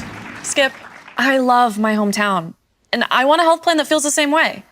So, what are your favorite local date spots? Oh, yeah, I know like all the date spots in Eau Claire. Jane, I'm Steve from Security. I've lived here in Wisconsin my whole life, and that means I understand your health coverage needs better. By the way, Doug, it's Eau Claire. I have a dozen Eclairs in my dressing room. Bauer & Fine has been based. Back here on Zaleski Sports as we head into the top of the 4th inning here. Arrowhead leads 8-0 on Eau Claire Memorial. Elijah Vincelada alongside Matt Peck here for our second baseball broadcast in the Milwaukee area and Eau Claire sponsor broadcast. As we remind some sponsors here, Dahlman Insurance. To cover your church, call the Dahlman Insurance Agency for a coverage analysis. Dahlman Insurance covers churches in Wisconsin with Hastings Insurance Company. Online at dahlmaninsurance.com. Dahlman Insurance. Come for the rates, stay for the service. Mutual Wausau Insurance, protecting homes, farms, and businesses since 1875. Visit mutualofwausau.com to find an agent near you. Yeah, it's one of those days where, Bowman's pitching pretty good. He's given up only one hit. That first hit came in the first inning, too, so he's been hard to touch. Even though Arrowhead's made some pretty good plays in the field, too, like on the grounders. They haven't had an error yet. Sometimes you got to question that because sometimes in high school you get a hard shot, and there was a hard shot over there at third, and third baseman did a good job of fielding it last inning. So Arrowhead just been pretty good at so far in the field, too. First pitch inside here is a strike for Tanner Bullman. Kind of reminded me of Nolan Buss's performance in that was sectional semifinal game last year. He was really, I call it, what do they call it, mowing? He was mowing down the lineup. Yeah. That's kind of what Bullman's doing now. His pitch count up to 55 right now. 0-2 count. It's going to be grounded over to Curley at third base. Oh, he bobbled it. I would hold it now. Yeah. If he wasn't able to bound that was a routine play over to first to Loper. But are they going to call? They should probably call that an error, right? Or they're just going to call that. I'll see what the game changer rules. But this is Arrowhead's game changer, so I'm on Eau Claire Memorials for names. So it'll be a infield error that time as David Ankeny reaches on the first base. They had their first batter reach off too last inning, leadoff man. So now Arrowhead kind of in double play formation. The shortstop kind of shifted back. He's behind the second base bag now. So is the second baseman. So I think they're anticipating a harder hit ground ball if it's going to come to him. Blake Booger at the plate now as he cuts at a really hard pitch that time. 1-1 on Booger.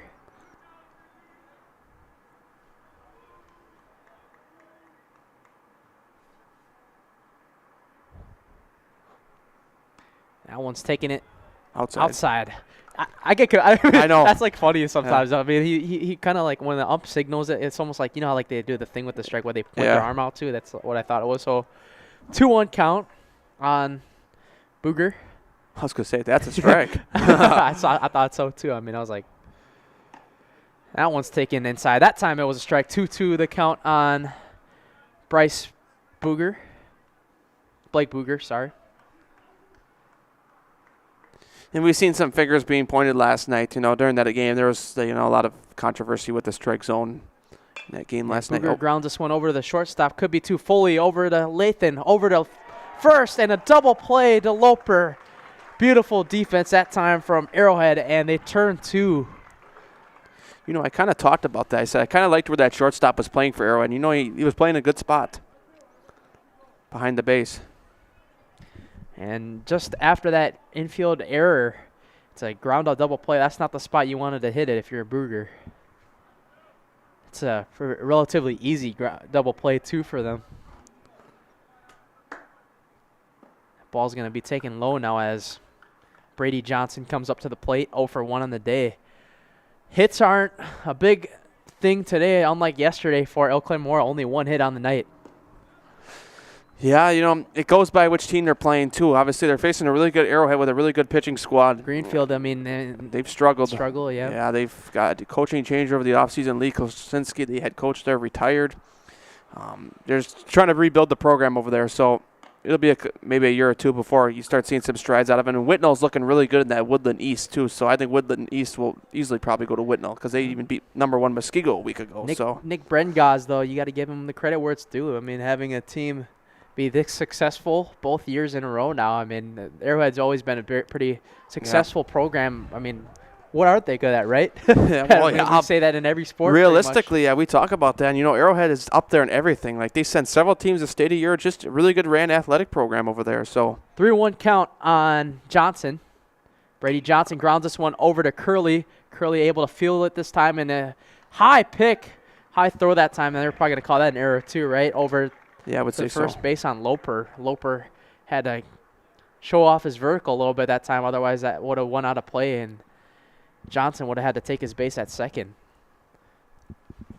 Yeah, so there's been a couple of errors over there, but, sometimes to set your feet and throw is very difficult. They're going to roll a single on Arrowhead's game changer. So they'll probably say, well, he was kind of almost there already. Yeah, I mean, he beat it out. Yeah. So the last one, he would have probably been out if it wouldn't have been bobbled. This one was different. Logan Zinsmaster comes up to plate. He's the DH. Big cut at that first pitch, swinging an 0-1 on Logan Zinsmaster.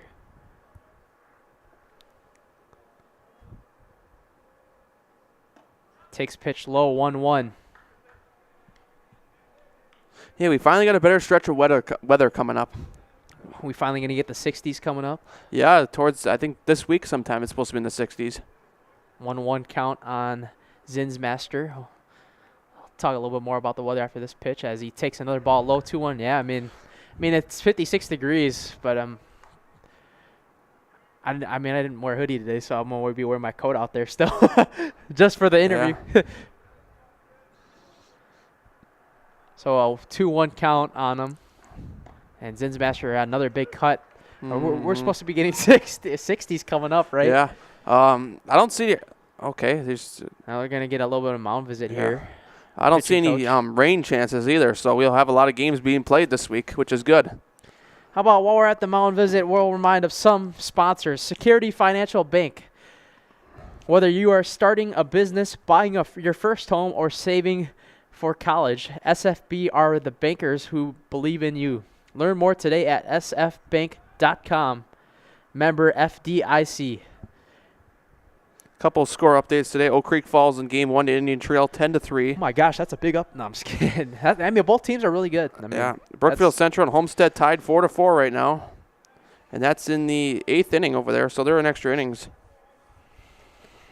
Beaver Dam, St. Thomas More. I think Beaver Dam was up big last I saw. I think it's a doubleheader, so that's all I got so far. I got more, but we got to get back to this game. At the plate now, Zinsmaster at a 2-2 count as he strikes him out looking. Good morning, good afternoon, good night once again from Tanner Bullman. Up to 70 pitches now, 6 Ks on the night. Been a pretty solid outing for him. More baseball coming your way on Zaleski Sports. Bauer & Feind has been based in Marshfield since 1955. And if you're in business that long, you're obviously doing many things right. We always focus on selling world-class products, backing it up with world-class customer support.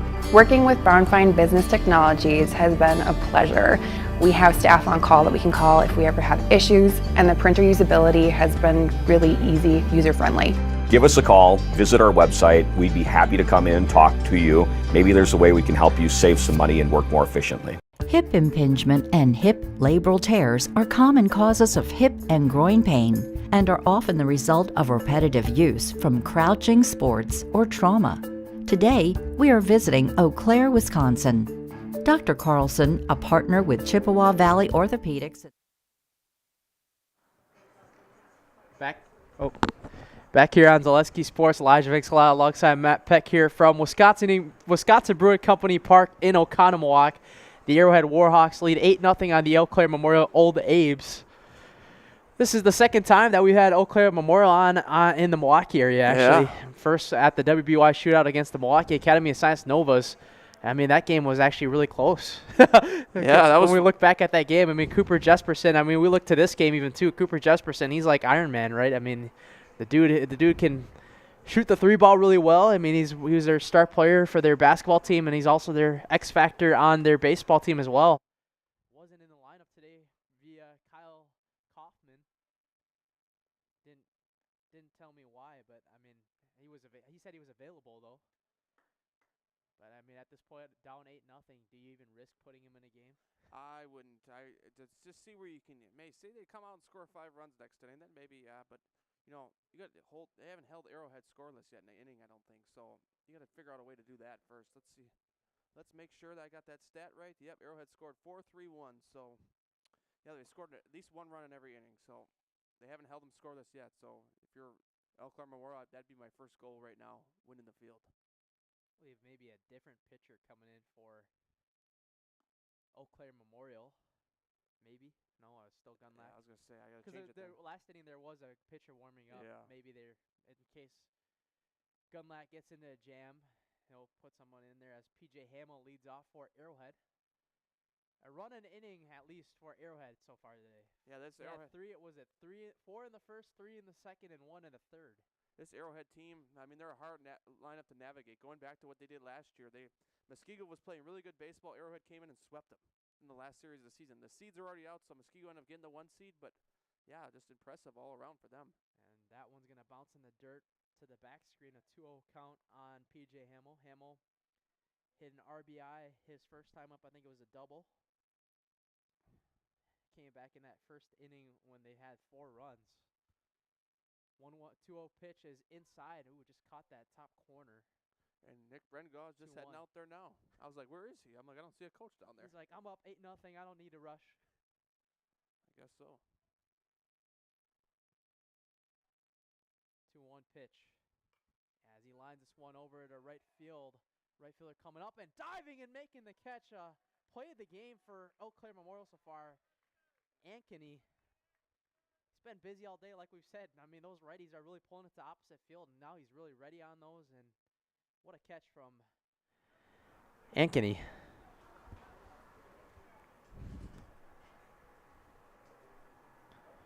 So now that'll send up Yamato Takahashi. They're saying he's 0 for 2 on the day, but he has a couple RBIs. He's going to hit this one deep to left field. Almost out to the warning track. Stryer has it that time on the left field side, so quick 2 outs. Arrowhead, I mean, their offense, I mean, they want to have a very aggressive approach on offense right now, but 2 flyouts to start the inning. Gunlack doing his job, though. I mean, Takahashi 2 for 2 on the day, I should say, now 2 for 3 as Colton Top comes up to the plate, 0 for 1 with a walk. Takes low for ball 1 to start it off. So Eau Claire Memorial with 2 quick outs here in the 4th inning. Kind of where they wanted to be. A good play out there in right field and a good catch out there in left. And, Arrowhead getting the ball in the air to the outfield, but good positioning for Eau Claire Memorial to be able to get 2 down here. 1-0 pitch taken outside, just missed out the top of the zone. 2-0 pitch. Well, it's been kind of a rake fest today for Arrowhead. 9 hits. That pitch is taken high. Wait. Yeah, it was high. Yeah, I was like, because you said, I was like, wait, did he just? I was going to say, that's way too high to be a strike. We probably would have heard a reaction from the Arrowhead fans if they could call that a strike.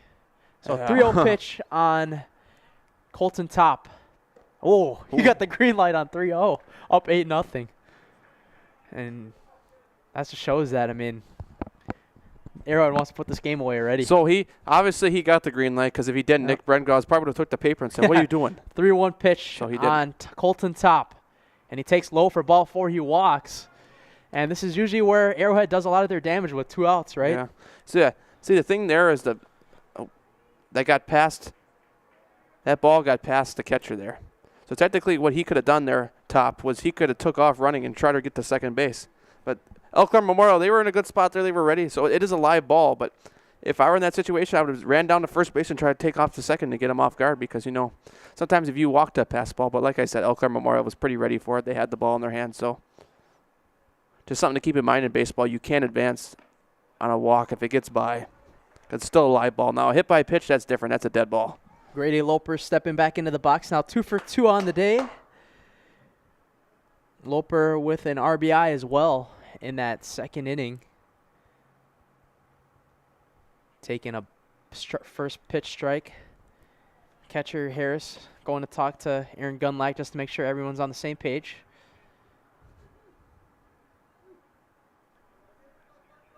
Eau Claire Memorial looking for their first scoreless pitching inning here. As he's going to try to pick off at first and then got him on a rundown throw to second, and it goes past him. And are they going to call it? Are they going to count that for a steal or just a pickoff attempt? A pickoff attempt, I would say. As Top, with his speed, advancing to second. Nick Brengaw's not afraid to send these guys today. Runners have been running all over the place when they get the chance. As Colton Top at second base now with 2 outs. A 1 pitch on Loper. A base hit through a gap could make this a 9-0 game potentially. Gunlap. Pitches one in the dirt. Good block that time from Harris.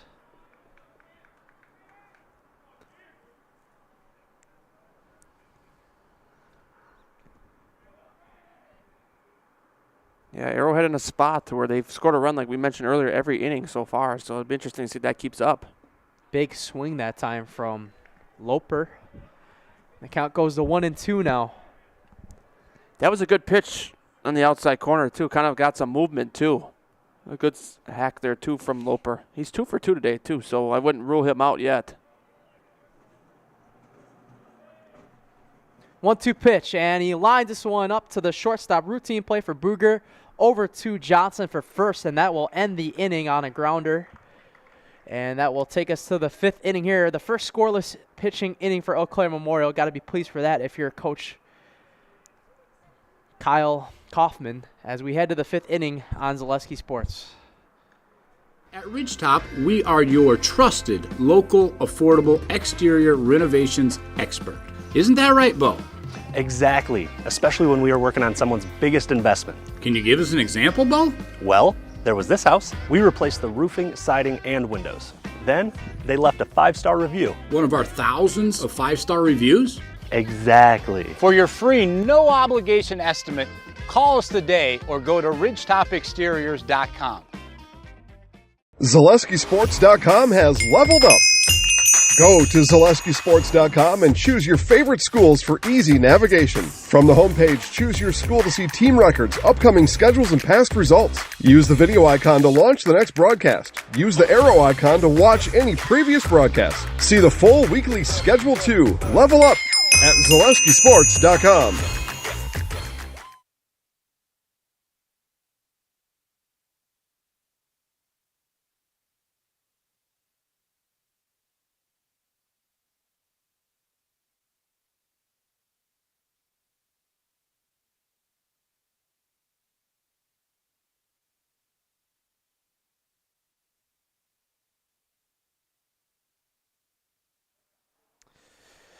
Back here on Zaleski Sports, we head to the top of the 5th inning here from Wisconsin Brewing Company Park in Oconomowoc. Elijah Vinksala alongside Matt Pett. Glad you guys could join us for our second broadcast of the season, of the spring, I should say.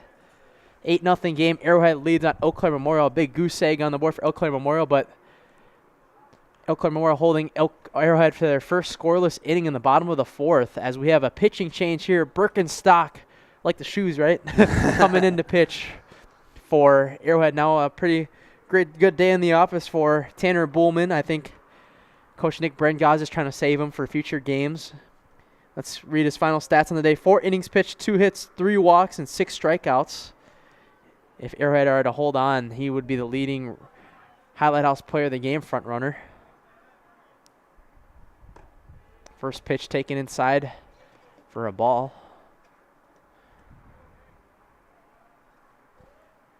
Alex Johnson up to the plate to lead off. 0 for 1 on the day. Takes a pitch high. 2-0 now.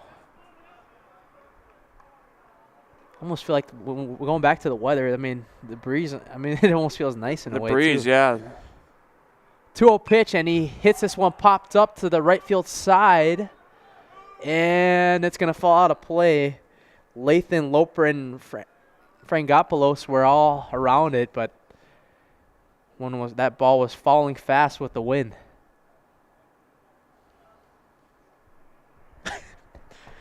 2-1 count now on.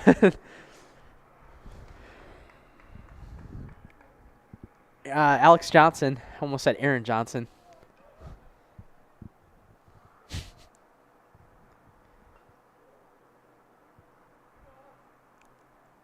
Hits that one foul to the back screen. I want to remind you, I mean, if the run rule comes into play, if Eau Claire Memorial scoreless through this inning and Arrowhead scores 2, this game would be over. Not saying it is going to be, but just keeping that in mind just in case. As make the play, Johnson coach. Calls Yes. it to Nice third. job. Yep. Good play by Kyle Kaufman that time at third base, the head coach for Eau Claire Memorial. He's been clapping all day. He's probably, at this point, I mean, we've seen crazier things happen, but if anything, and they fall here, he would like to see some production. Oh, gets big by. swing, and it gets past. Runner's going to get over to first safely. They're not going to call that a strikeout either, right? Nope, Strikeout it's going to be a drop third strike. Drop third strike, and it's going to advance to first that time. One of a rare miss that time from P.J. Hamill. That's one of the worst moments for a pitcher you can ask for, because you get the strikeout, and then the guy ends up being safe at first base still. It doesn't happen that often in high school. And now on the first pitch, popping it over to the left field, stall on it, and he'll get right on for the second out. That was Alex Johnson. No, that wasn't Alex. Was it? First out. I think that might have been Harris at the plate that time. Popping out on the first pitch. Game changer was so, I mean, it was behind at first that, I mean, he hit that ball so fast on the first pitch that I didn't even know who was up for a sec. So 1 out down here via the drop third strike. Alex Johnson at first. Ben Schreier will come up to the plate and will take strike 1. Finley Birkenstock on the mound here for Arrowhead, like we said again. Put in some relief outing. That pitch is down. Ooh, wow. Generous call from the umpire that time. Looked like it was pretty low. He called it strike 2.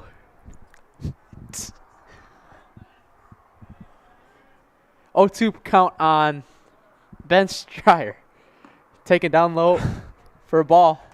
That one, I mean, I almost laugh at that because that one was actually pretty close, right? I know, mean, but like from here, it looked like it was. I mean, if we would have been sitting behind home plate, maybe it looked like it was there. But like, you know, we're off to the side. We've been off to the side the last 2 days. I'm not saying it was a bad call, but I mean, I just thought it was pretty funny because like from our angle, it looked kind of low for a sec. But I mean, not here to argue. That ball's hit, popped up high, first base, sky high over to first base. Loper, nope. Lathan is going to call for it for out number 2. Yeah, it was a good job over there at second base. The first baseman looked like he was going to go back for it at first, but then the second baseman called him off because he had the better view of the ball. And you always want to get the guy that's in the back because you don't want to backpedal, and then before you know it, you fall down catching the ball, and then the ball's over the place. We see that. We see that with the Pony League. Oh my gosh! Can't wait to be. I mean, got to meet your guys for the first time. I get to be. My role is small on your team, but I mean, as a grounder is going to go over to the second base side. Lathan, to second base just in time. Flipped it over to Foley for out number 3. We will head to the bottom of the 5th inning. Still 8-0 as we head to another game break on Zaleski Sports. ZaleskiSports.com has leveled up. Go to ZaleskiSports.com and choose your favorite schools for easy navigation. From the homepage, choose your school to see team records, upcoming schedules, and past results. Use the video icon to launch the next broadcast. Use the arrow icon to watch any previous broadcast. See the full weekly schedule too. Level up at ZaleskiSports.com. Welcome to Bruce Orthodontics, where we provide comprehensive orthodontic care to patients of all ages. We are now accepting new patients, and we accept most insurances. Orthodontics is much more than just a job to me. It is my passion and my life. What separates us from other orthodontists is constant continuing education for myself and my staff, compassion, and dedication. Here at Bruce Orthodontics, we change lives one smile at a time. I'd love the opportunity to meet you and transform your smile. Call us to set up your free consultation today. Get more sales. Back here on Zaleski Sports as we head down to the bottom of the 5th inning. Elijah Vanksala alongside Matt Peck from Wisconsin Brewing Company Park. Arrowhead continues to have that 8-0 lead heading to the bottom of the 8th. Keep in mind, if Arrowhead scores 2 runs, they will walk this game off in the inning due to the WIAA run rule. But we want to read a couple more sponsors here. Rich Top Exteriors. Just like these players bring their best to the field, Rich Top Exteriors brings top-tier performance to your home. From roofing projects to siding, windows, and doors, Rich Top Exteriors has the winning strategy to protect your home. Visit richtopexteriors.com and score big with trusted local, affordable service. Bruce Orthodontics provides comprehensive orthodontic care for patients of all ages. They are now accepting new patients at their Marshfield office and accept most insurances. At Bruce Orthodontics, they are changing lives one smile at a time. Set up a free consultation today. And it's just I mean it. I'm starting to smell the smell of food. Yeah. It smells like burgers out here now. Now you don't want Matt Peck to start smelling food because then he goes crazy. And he's like, where's the nearest concession stand? I'm going to eat the whole thing up. I'm sure they've opened that up by now, right? Yeah, they got a game here tonight with Monona Grove. Yeah, he's even shaking his head over there. Monona Grove and Kettle Moraine tonight here, so they'll have that concession stand burning. I think they got an auction going on downstairs too or something. That's how you know we're in full baseball swing here. Yeah. 3 games at the stadium here on, not on Zaleski Sports, just this one today. But this won't be, obviously, I mean, we'll be here a lot this year. Here, get ready. I'm going to do something right now. Hey, doing the red hat, bring me up a burger. Some of us are hungry. I mean, it definitely smells like some like burgers or something down there. They must have just turned on the frying pan knowing that Matt Peck's going to be leaving the press box. The grill must have just been fired up as we head to the bottom of the 5th now. Might be a little too late to fire up that grill. Mason McCarthy coming in to pitch now for Elkhart Memorial. I almost said Mike McCarthy. Well. Oh, my gosh. Is he taking the year off? Who knows? Speaking of him. Mason McCarthy on the mound, though. I mean, getting his first pitch in for us ball. I don't think he's getting – I mean, it's too late to hire a coach now. Yeah, they already took their annual coaches picture over there in Texas, so. Yeah. Always be interested if I was ever a media guy down there to be a part of that, just to talk with all the coaches as a ball was taken in their 2-0 count on Corey. Ollie Corey, I think he's pinch hitting too.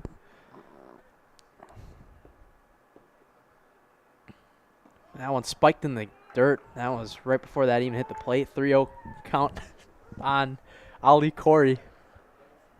You just give up on the names? Yeah, the discipline now from Corey's been pretty good at the plate so far, taking it to 3-0. But let's see if Brendan Gauze gives him the green light like the last kid.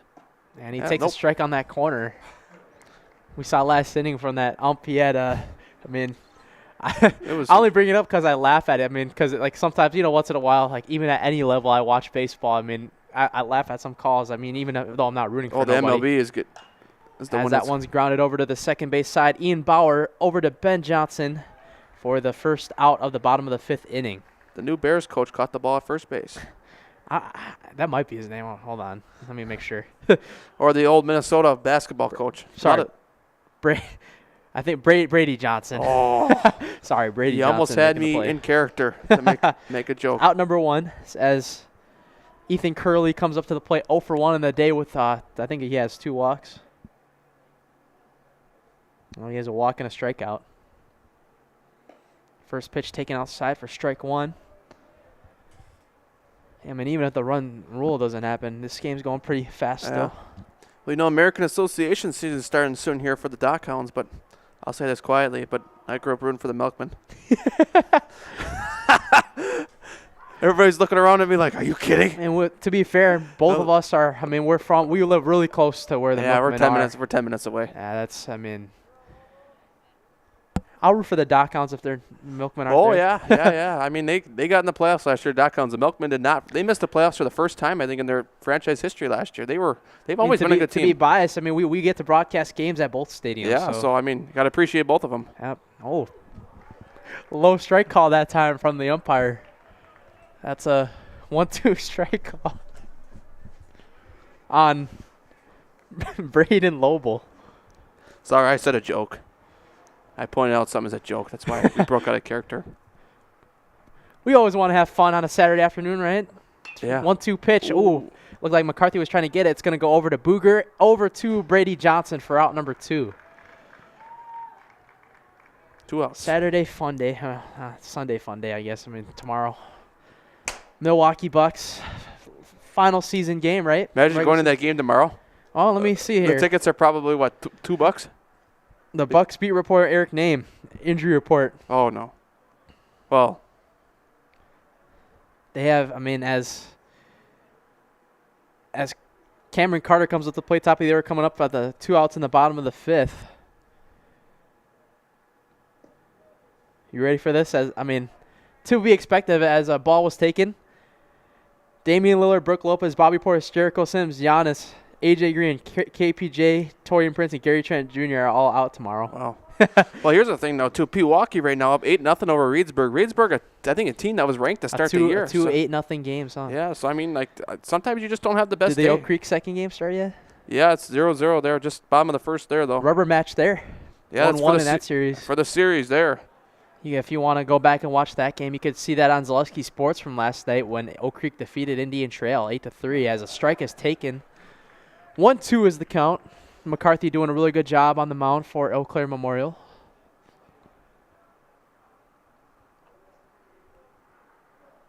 Carter Cameron, he's made contact every time. Triple, single, and a deep fly to right field. Pops that one to the back screen. I see you always get your hands ready just in case the ball comes up here.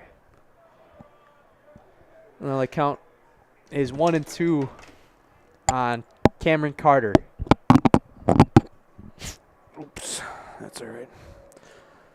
McCarthy only thrown 11 pitches so far in this 5th inning. Beautiful 94 right behind us.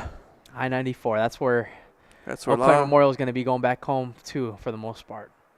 That ball's taken and a called strike 3 in the zone. And that will take us to the 6th inning here. 2 scoreless innings for Eau Claire Memorial. Their pitching staff starting to dial in as we head to the 6th inning. On Zaleski Sports. Get more sales, more customers, more employees, more community support. Let Zaleski Sports help you today. Our advertising rates are less than what you have in your pocket now. People just like you watching this broadcast are your next customer or team member. Plus, you'll have the satisfaction of making sure that our light continues to shine on these student athletes. Use the phone in your hand. Email us now. Hi, I'm Josh Marks, owner of Infinity Exteriors. 9 out of 10 brand new roofs can't pass a simple manufacturer warranty inspection, meaning 9 out of 10 brand new roofs have no warranty. Infinity operates on principles instilled in my Marine Corps service: honor, courage, and commitment. Infinity is meticulous craftsmanship, unbeatable quality, and always at the best price. Infinity buys more, pays less, passing those savings directly to you. We're booking new roofs, siding, and windows. Call today. The biggest name in stream.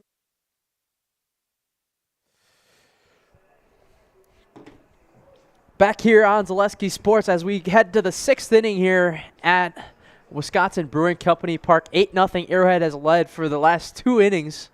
It's been a pretty big pitcher's duel the last 2 innings on Zaleski Sports. Elijah Vinks-A-Lot alongside Matt Peck. Thank you guys for joining us here for our 2nd game of the season in the Milwaukee area.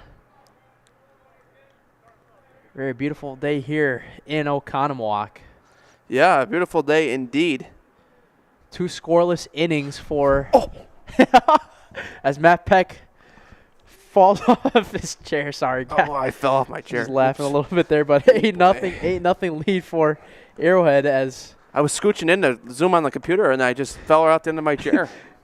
As Finley Birkenstock comes back in to relieve Any cameras in here? No. Except ours? Catch that. Grant Locken will come back in. 1 for 2 on the day. He had a single. His first time up. Hit's still not really becoming a thing here for Eau Claire Memorial.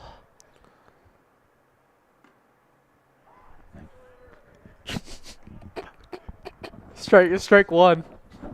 Oops.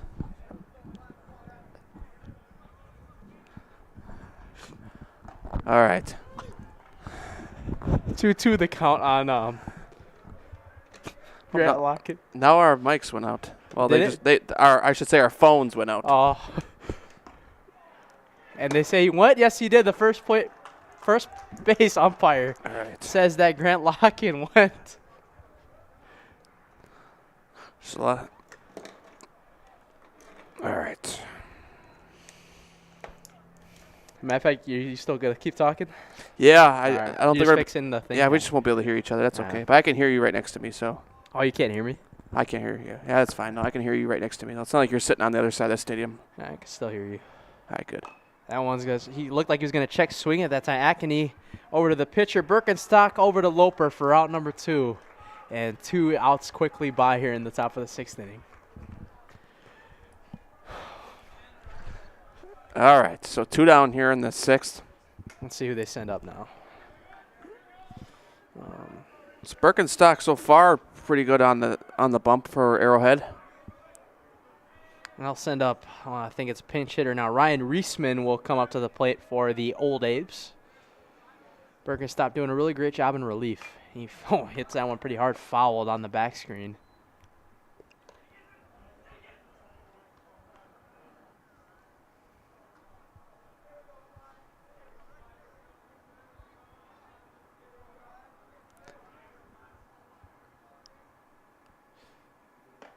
So an 8-0 game for like Eau Claire Memorial's sake. What they're just trying to do is each player needs to focus on a personal victory. Like, hey, I got a hit or 2 today. I mean, you got to get something. Unless you want to come back, you got to get something together. And that pitch is taken right outside. Ball 1 now, 1-2 count on Ryan Reese. That just missed. I mean, and Reisman going to line this one to center field, playable for top to end the inning. We'll head to the bottom of the 8th. Still 8-0. More baseball coming your way on Zaleski Sports.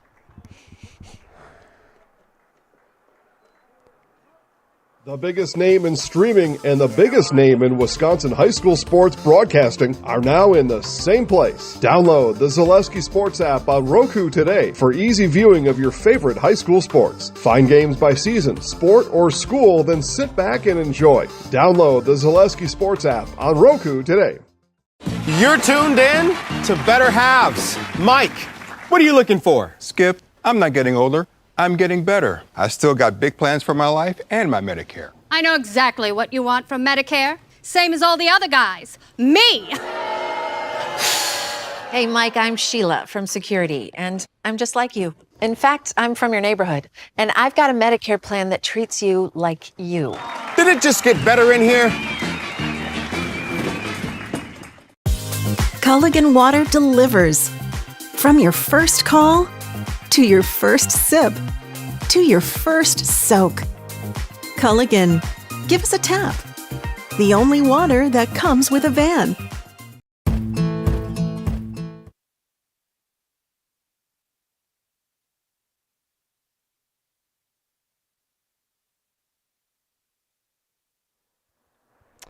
Back here on Zaleski Sports as we head to the bottom of the 6th inning, still 8-0 ball game from Wisconsin Brewing Company Park in Oconomowoc, Wisconsin. Home of the Lake Country.com's American Association Baseball. I mean, they're still kind of, in a way, affiliated with the MLB, right? Like with the minor league system. Yeah, there's been some players that come out of the American Association that go to the MLB, like that one, Tim Dillard. Dillard played here? But no, he went to the Milkman after the MLB. I mean, now I can't hear you, but I mean, that's fine because as long as it's coming up there. And I can hear you next to me. And now I can't even hear myself, but I mean, that's fine. It's okay. We got an inning left if I mean, I know. If the crazy doesn't happen. Heading into the final stretch of the game. Bottom of the 6th inning. Mason McCarthy back on the mound for the Old Abes. Only threw 13 pitches in that bottom of the 5th inning.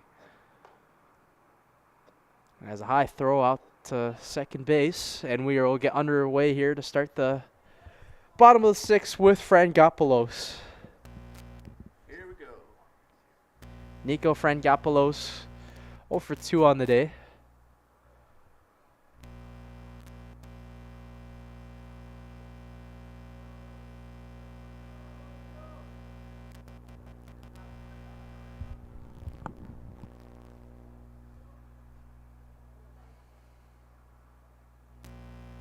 First pitch, fouled outside.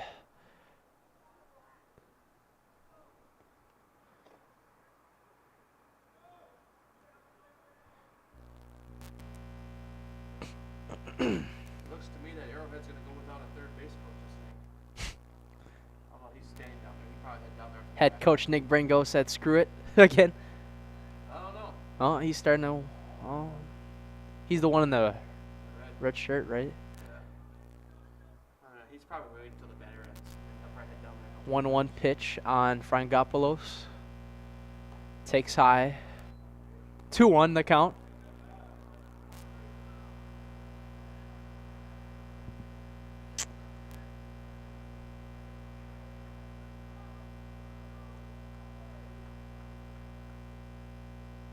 That one's taken inside for strike 2. Yeah, just hit the inside corner that time. Hit that inside edge. I thought about Frangopoulos earlier. He stands kind of on top of the plate. Kind of has that like split stance, right? And he's not more like closer to the plate, so those kind of look like strikes. Ooh, and he swings and misses at strike 3 that time. Hey, how about this pitching lab for Eau Claire Memorial the last couple innings? They've been kind of mowing it down the order. It's been a pretty quiet, slowed that hitting down for Arrowhead after the first 3 innings of, I almost want to say it was almost like a massacre for them. I mean, yeah, it was rough. 8 runs through the first 3 innings, and now you got 2 1/3 so far where you kind of locked them down. That one's taken inside for a strike. And now Nick Brengaz will head to third base to be the third base coach as well. I mean, he's the head coach. That's probably how most head coaches do it, right? Most of them are the third base coach. And I know yesterday we saw Scott Holler and oh boy, why am I blanking out on his name? Lane Oaks were at third base. Kyle Kaufman as well when he's out there for Eau Claire Memorial. Brendan Foley, 1 for 2 on the day. 1-1 pitch on him. The payoff on the pitch. On the corner for strike 2. I think part of the deal is, if Eau Claire Memorial was able to get those corners early on in the game and locate them instead of, those giving up those pretty big hits, I think they would have been in this game still. I mean, bearing a miracle, that could have really costed them the game. 1-2 pitch and a swing and a miss. Big hack that time for Brendan Foley. 2 outs now. And 2 Ks for Mason McCarthy. Almost said Mike again. Almost said Mike McCarthy. So now 2 outs here in this inning, and P.J. Hamill will come back up to the plate. 1 for 3 on the day. Oh, one takes a bounce in the dirt. Good block that time from the catcher. Smith is catching for Eau Claire Memorial now. And Reisman playing short. Those are the 2 outfield changes for the Old Abes. He's going to hit that one deep to right field. Chasing it, and Ankeny cannot catch up to that one. A run foul. Brendan Foley has hit a couple hard baseballs today. Looks like had some pretty solid contact up there today. We got him at 1 for 3, P.J. Hamill today. Ethan Palisic getting loose in that Eau Claire Memorial bullpen. I mean, You can see that number that far? yeah. I saw from when he was up close more. Oh. They're going to take that one outside for ball 2, 2-1 the count. Always love it. I mean, sometimes, sometimes like the umps, they wait for the call and then they go, they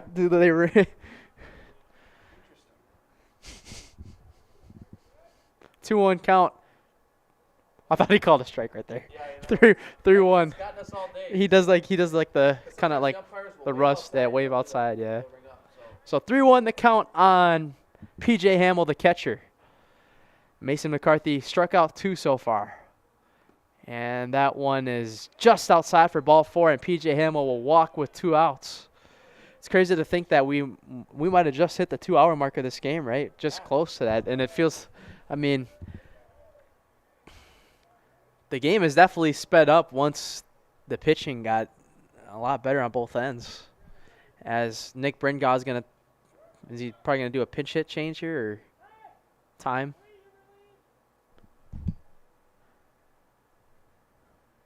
What's going on? He's pinch running. Oh, there's a pinch runner because, well, P.J. Hamill, catchers can have a pinch runner too, right? Yeah, so Hamill will get a pinch runner. That'll be number 5. That's a new player. First pitch swinging and missing. Here it's Owen. 1-1 on the count on Owen Stahl, who's coming up to bat now.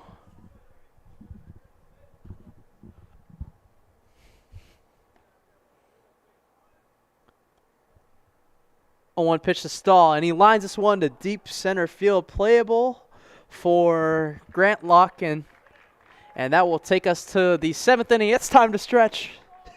From Wisconsin Brewing Company Park, more high school baseball coming your way on Zaleski Sports.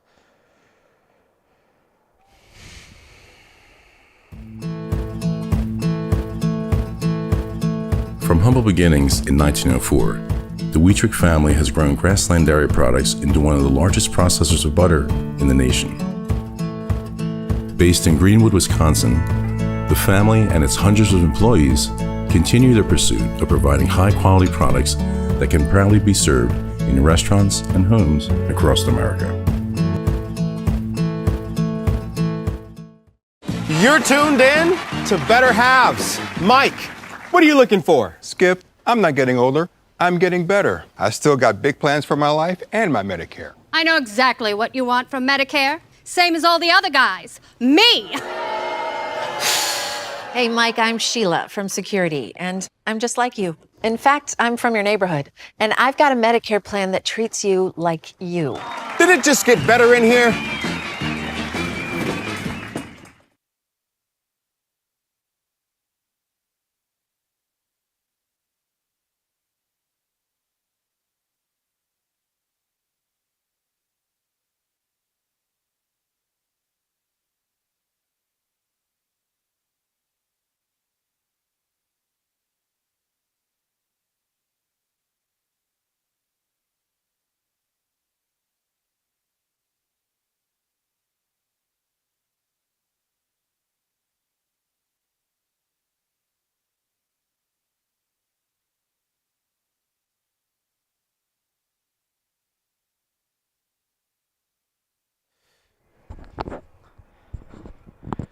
Back here on Zaleski Sports as we head into the final stages of the game, as we head into the top of the 7th inning. A new pitcher for the Arrowhead Warhawks, Brendan Foley, will take over to finish this game off. Not a closing situation, but he will likely try to finish this game off here and try not to allow up 8 runs. Yeah, it's a goal that you got to reach. I mean, Eau Claire Memorial, it'd be interesting to see if they can get a couple runs here in this inning. What could potentially happen? Kind of like leave yourself on a good note. Obviously, yesterday had that big 10-0 win over Greenfield. So Arrowhead, did they have it? It was a shutout for them yesterday too, right? Eau Claire North 9-6 or something like that. So Eau Claire North played them a lot harder yesterday, huh? Yeah, and I think obviously we talked about Arrowhead's best pitcher, Peter Cuso. He pitched on Wednesday or Thursday when they played Hartford, and it was a loss for Arrowhead on Thursday. Good day for the pitching lab, though, for Arrowhead. Tanner Buhlman, Birkenstock, and now see if Brendan Foley can keep this thing a scoreless outing if you're Arrowhead.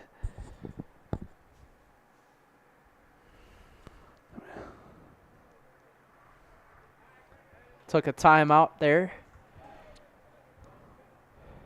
And now he's ready to go. The first pitch taken high for ball one. It's funny, now I can hear you again. Yeah, I can hear you a little bit again, too. But I think, no, my side thing came out. Oh. It's been out for like 2 innings. I never realized that. Oh, so nobody could hear you then. Yeah. All right. So I didn't say anything that interesting. So it sounds like I was talking to myself. Yeah. Well, it ended up being yourself on the broadcast. Okay, I'm glad I figured that out. I kind of was wondering that. That pitch is in there for a strike. 2-1 the count on Brady Johnson. 0 for 2 on the night as he pops that one up into the seats as they all watch that one fly back up there.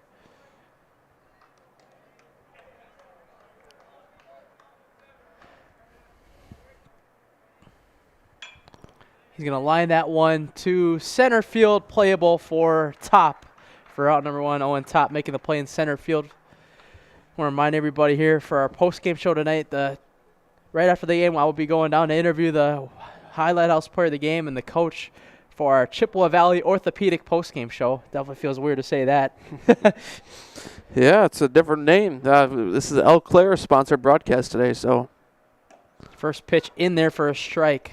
Once again, a big factor as well. And I'll make this clear Up to the plate. Arrowhead is one of our Milwaukee coverage teams too. As he takes a high break strike. 0-2 on Zinsmaster. You got to kind of think of it too. I mean, this might have even just been a scheduled rest day as Zinsmaster just takes and concedes a strike 3 for out number 2. Closing in on it here. I mean, Cooper Jesperson, I mean, it would have been huge to have him, but Arrowhead, I mean, they just really been dialed in. That would have been must-see TV if we would have saw Jesperson against Arrowhead, though. That would have been. Yeah, I mean, I don't know, though. We'll see. I mean. Time called by the umpire. Time called by the umpire here. Brendan Foley looking to finish this one off for Arrowhead and improve to 2-1. Yesterday, Eau Claire Memorial played and won 10-0 in their first game of the year. Pitch is taken high and upstairs. Alex Johnson at the plate. Take my time to get down to the field. I mean, let them do their post-game meeting as that one's taken outside, just outside for a ball. 2-0 the count on Alex Johnson. And that one's a swing and a miss. 2-1 the count on him now. So, yeah, Foley just trying to battle himself out here, try to get a 3 of 3 down inning here to end the game and kind of come away with a good outing for yourself and see if you can do it here. And that one's taken inside for strike 2. And the Old Abes are down to their last strike on the day. 11 pitches for Foley. 2-2 pitch. And he lines it up the middle or left side for a base hit. Alex Johnson says, we're not done just yet. It's only their 3rd hit today, too, so. Yeah. Bats haven't really been too much to come by today for the Old Abes.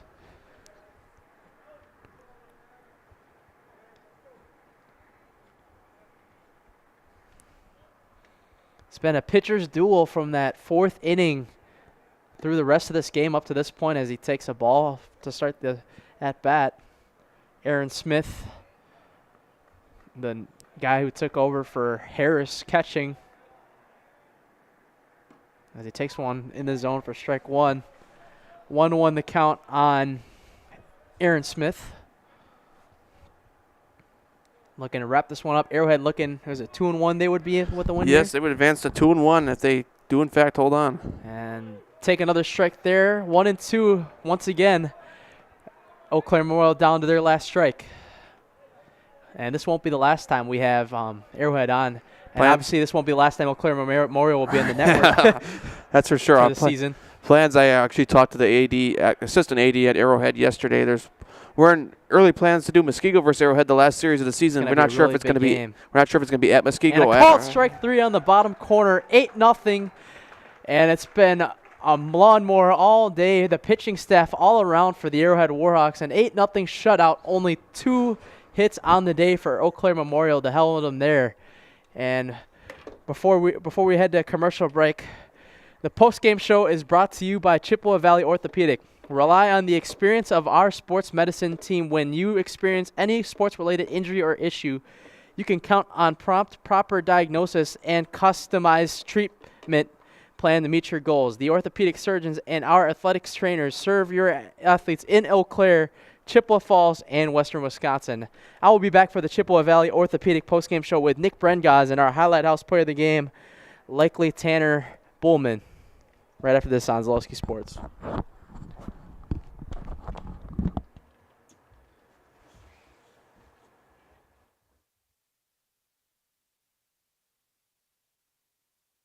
Hip impingement and hip labral tears are common causes of hip and groin pain and are often the result of repetitive use from crouching sports or trauma. Today, we are visiting Eau Claire, Wisconsin. Dr. Carlson, a partner with Chippewa Valley Orthopedics and Sports Medicine, is in the forefront of using a newer procedure called hip arthroscopy, which allows minimally invasive access to a joint and treatments to problems never addressed before. Using hip arthroscopy, Dr. Carlson is able to repair tissue without dislocating the hip and without replacing it. Hip arthroscopy is where a surgeon takes a camera on the end of a long wand, which we call a scope, and through a small poke hole incision in your skin, delivers that scope into a joint. In this particular case, we're talking about hip arthroscopy, where that scope would be put in the hip joint. The hip joint first has to be dislocated or the ball and socket pulled apart. When that's pulled apart, we can access the joint and look around and do the work we're talking about doing.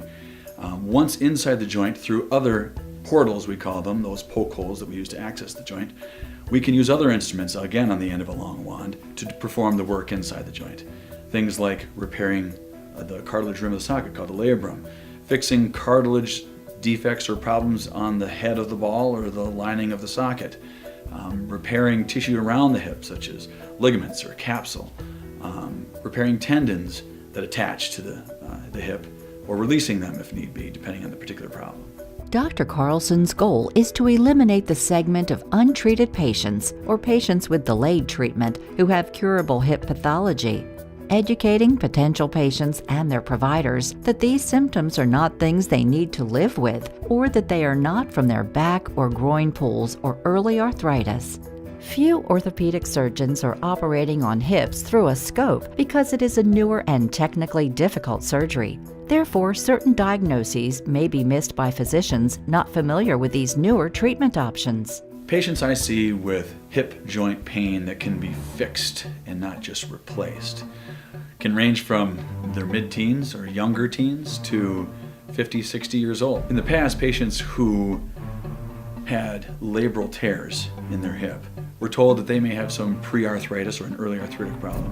They may be told that they were just prone to frequent groin pulls in the sport of their choice. And taking some time away from their sport, they may sometimes be able to return to the sport with just continued pain. And fortunately now, with our knowledge of the concept of labral tears and our ability to treat that problem, we can take people who are otherwise just waiting 20 years to undergo a hip replacement, or just feeling that they can't ever participate in that activity because they'll just keep getting groin pulls. We can take that person, we can make them better, we can fix their problem, we can bring them back to their sport, and allow them to continue to develop as an athlete or as a worker or whatever particular activity they're trying to do where that hip was affecting them. Chippewa Valley Orthopedics and Sports Medicine has been committed to the healthcare needs of patients in western Wisconsin for over 45 years. Their success and reputation as an outstanding orthopedic clinic can be attributed to the teamwork of their friendly, knowledgeable physicians and staff. Here at Chippewa Valley Orthopedics and Sports Medicine, we have 12 partners, orthopedics, neurosurgery, non-operative spine, and foot and ankle. We really pride ourselves in listening closely to the patients and hearing what they're saying, spending a lot of time engaging in the conversation of what is really bothering that person. After meeting with the patient, Dr. Carlson determined that his difficulties had all been related to painful hip impingement. It was incredibly important for me to meet with a doctor that understood sports and athletics and kind of just how I wanted to continue that lifestyle instead of just kind of shutting it down. So meeting with someone like Dr. Carlson was incredibly important to me because he understood how I still wanted to be active after a surgery and still wanted to maintain my daily lifestyle. While visiting with Dr. Carlson, we learned that he grew up skiing and continues to ski competitively across the country and also enjoys hunting, fishing, and hiking. He is passionate that his patients' goals are his goals. Whether it is getting them back to playing with their kids, working aggressively, or competing in sports, his patients are more active and enjoy their lives. When I see those people so happy with themselves, so happy with their decision to have this fixed or to go through this process, as scary as it sometimes is, if you don't know what's on the other side, it's so satisfying. Back here for our Zaleski Sports post-game show, we're joined right now by head coach Nick Brengaz of Arrowhead. 8-0. Arrowhead defeats Eau Claire Memorial. Coach, just talk about, all around today, the whole team. I mean, it looked really solid today. Just talk about what you saw from the win. Sure. Our pitching was really, really electric. Tanner Bowman had a bit of a rough first inning, used a lot of pitches, and then settled in. Finley Birkenstock, Brendan Foley, all those guys were just really great. We pushed the offense to come in and set the tone, and they really did that. Yamato, Cam Carter, Grady Loper, all those guys that had 2 hits, and we were getting them into gaps, taking extra bases when we could, and it just put a lot of pressure on Eau Claire Memorial, I think, to respond to that, to get 7 runs in the first 2 innings. So very pleased with all aspects of our game, and the schedule only gets tougher from here. So. Thank you for your time, Coach. Thank you. We're joined right now by our Zaleski Sports Highlight House player of the game, Yamato Takahashi. Just talk to me about how that hitting did today, and even you. I mean, you were getting those pretty big hits, but just talk to me about your guys' approach at the plate today. I think over the past couple games, we learned to be aggressive, especially early in the count, but also when there's 2 strikes, we learn to protect the plate. Umpires have been expanding the zone. We needed to kind of see that and adjust to that. That's what we really have focused on these past couple of games. But I think just putting the ball in the right place, putting them in the gap, I think that's what really let us just do good in the hitting.